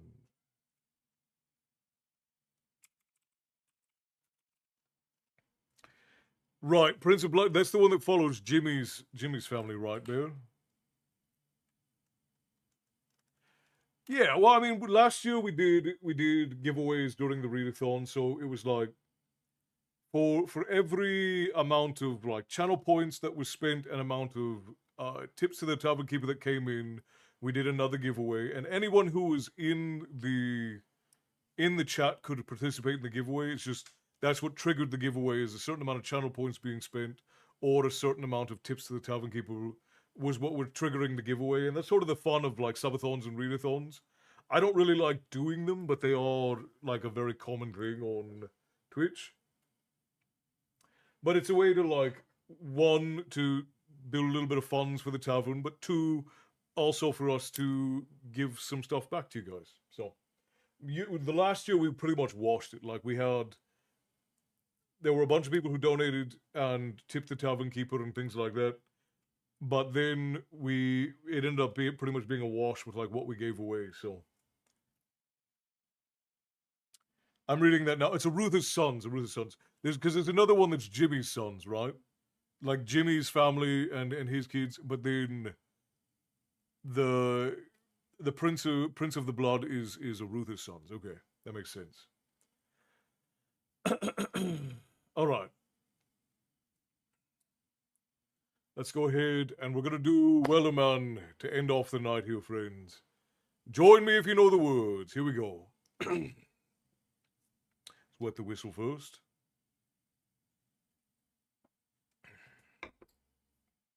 There once was a ship that put to sea, and the name of the ship was the Billy of Tea. The winds blew up her bow, dip down, oh blow, my bully boys, blow. Ha! Soon may the Wellerman come to bring us sugar and tea and rum. One day when the tonguing is done, we'll take our leave and go. She'd not been 2 weeks from shore when down on her a right whale bore. The captain called all hands and swore he'd take that whale in tow. Ha! Soon may the Wellerman come to bring us sugar and tea and rum. One day when the tonguing is done, we'll take our leave and go. Da da da da da da da da da da da da da. Da da da da da da da da da da da. Before the boat had hit the water, the whale's tail came up and caught her. All hands to the side harpooned and fought her. Oh, when she dived down low, ha! Soon may the Wellerman come to bring us sugar and tea and rum. One day when the tonguing is done, we'll take our leave and go. No line was cut, no whale was freed. The captain's mind was not of greed, but he belonged to the whaleman's creed. She took that ship in tow. Ha! Soon may the Wellerman come to bring us sugar and tea and rum. One day when the tonguing is done, we'll take our leave and go. Da da da da da da da da da da da da da da da. Da da da da da da da da da da da. For 40 days or even more, the line went slack then tight once more. All boats were lost, there were only 4, but still that whale did go. Ha! Soon may the Wellerman come to bring us sugar and tea and rum. One day when the tonguing is done, we'll take our leave and go. As far as I've heard, the fight's still on. The line's not cut and the whale's not gone. The Wellerman makes his irregular call to encourage the captain, crew, and all. Ha! Soon may the Wellerman come to bring us sugar and tea and rum. One day when the tonguing is done, we'll take our leave and go. Soon may the Wellerman come to bring us sugar and tea and rum.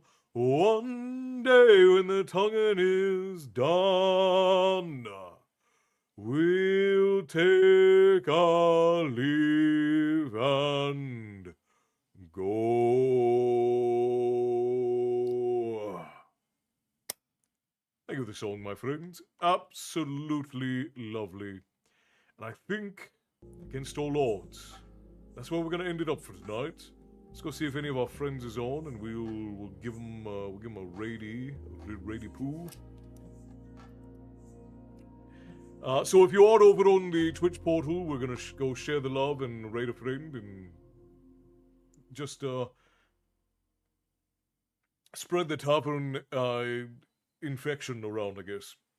However you want to put it. But for everyone else, I want to thank you all for being here tonight.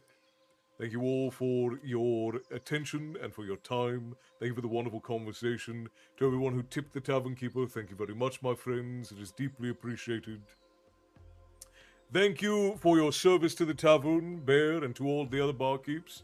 I appreciate you all for your time and for your attention.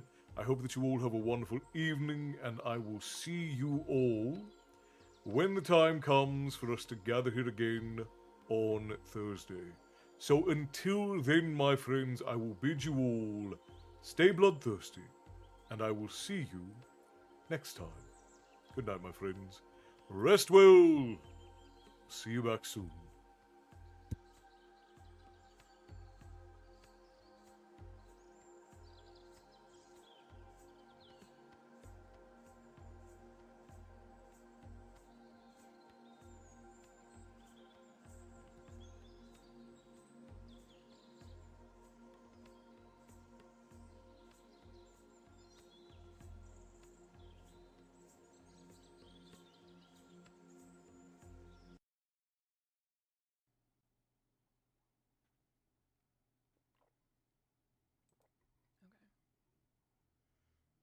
After him, I saw huge Orion. Wait, isn't Orion like the absolute babe? Isn't he like the hottest of the hot? Hi, Black Dragon. Welcome in, Raiders. Hello. Same shit, different ancient tech. Yeah. Hi, everyone. How was your stream?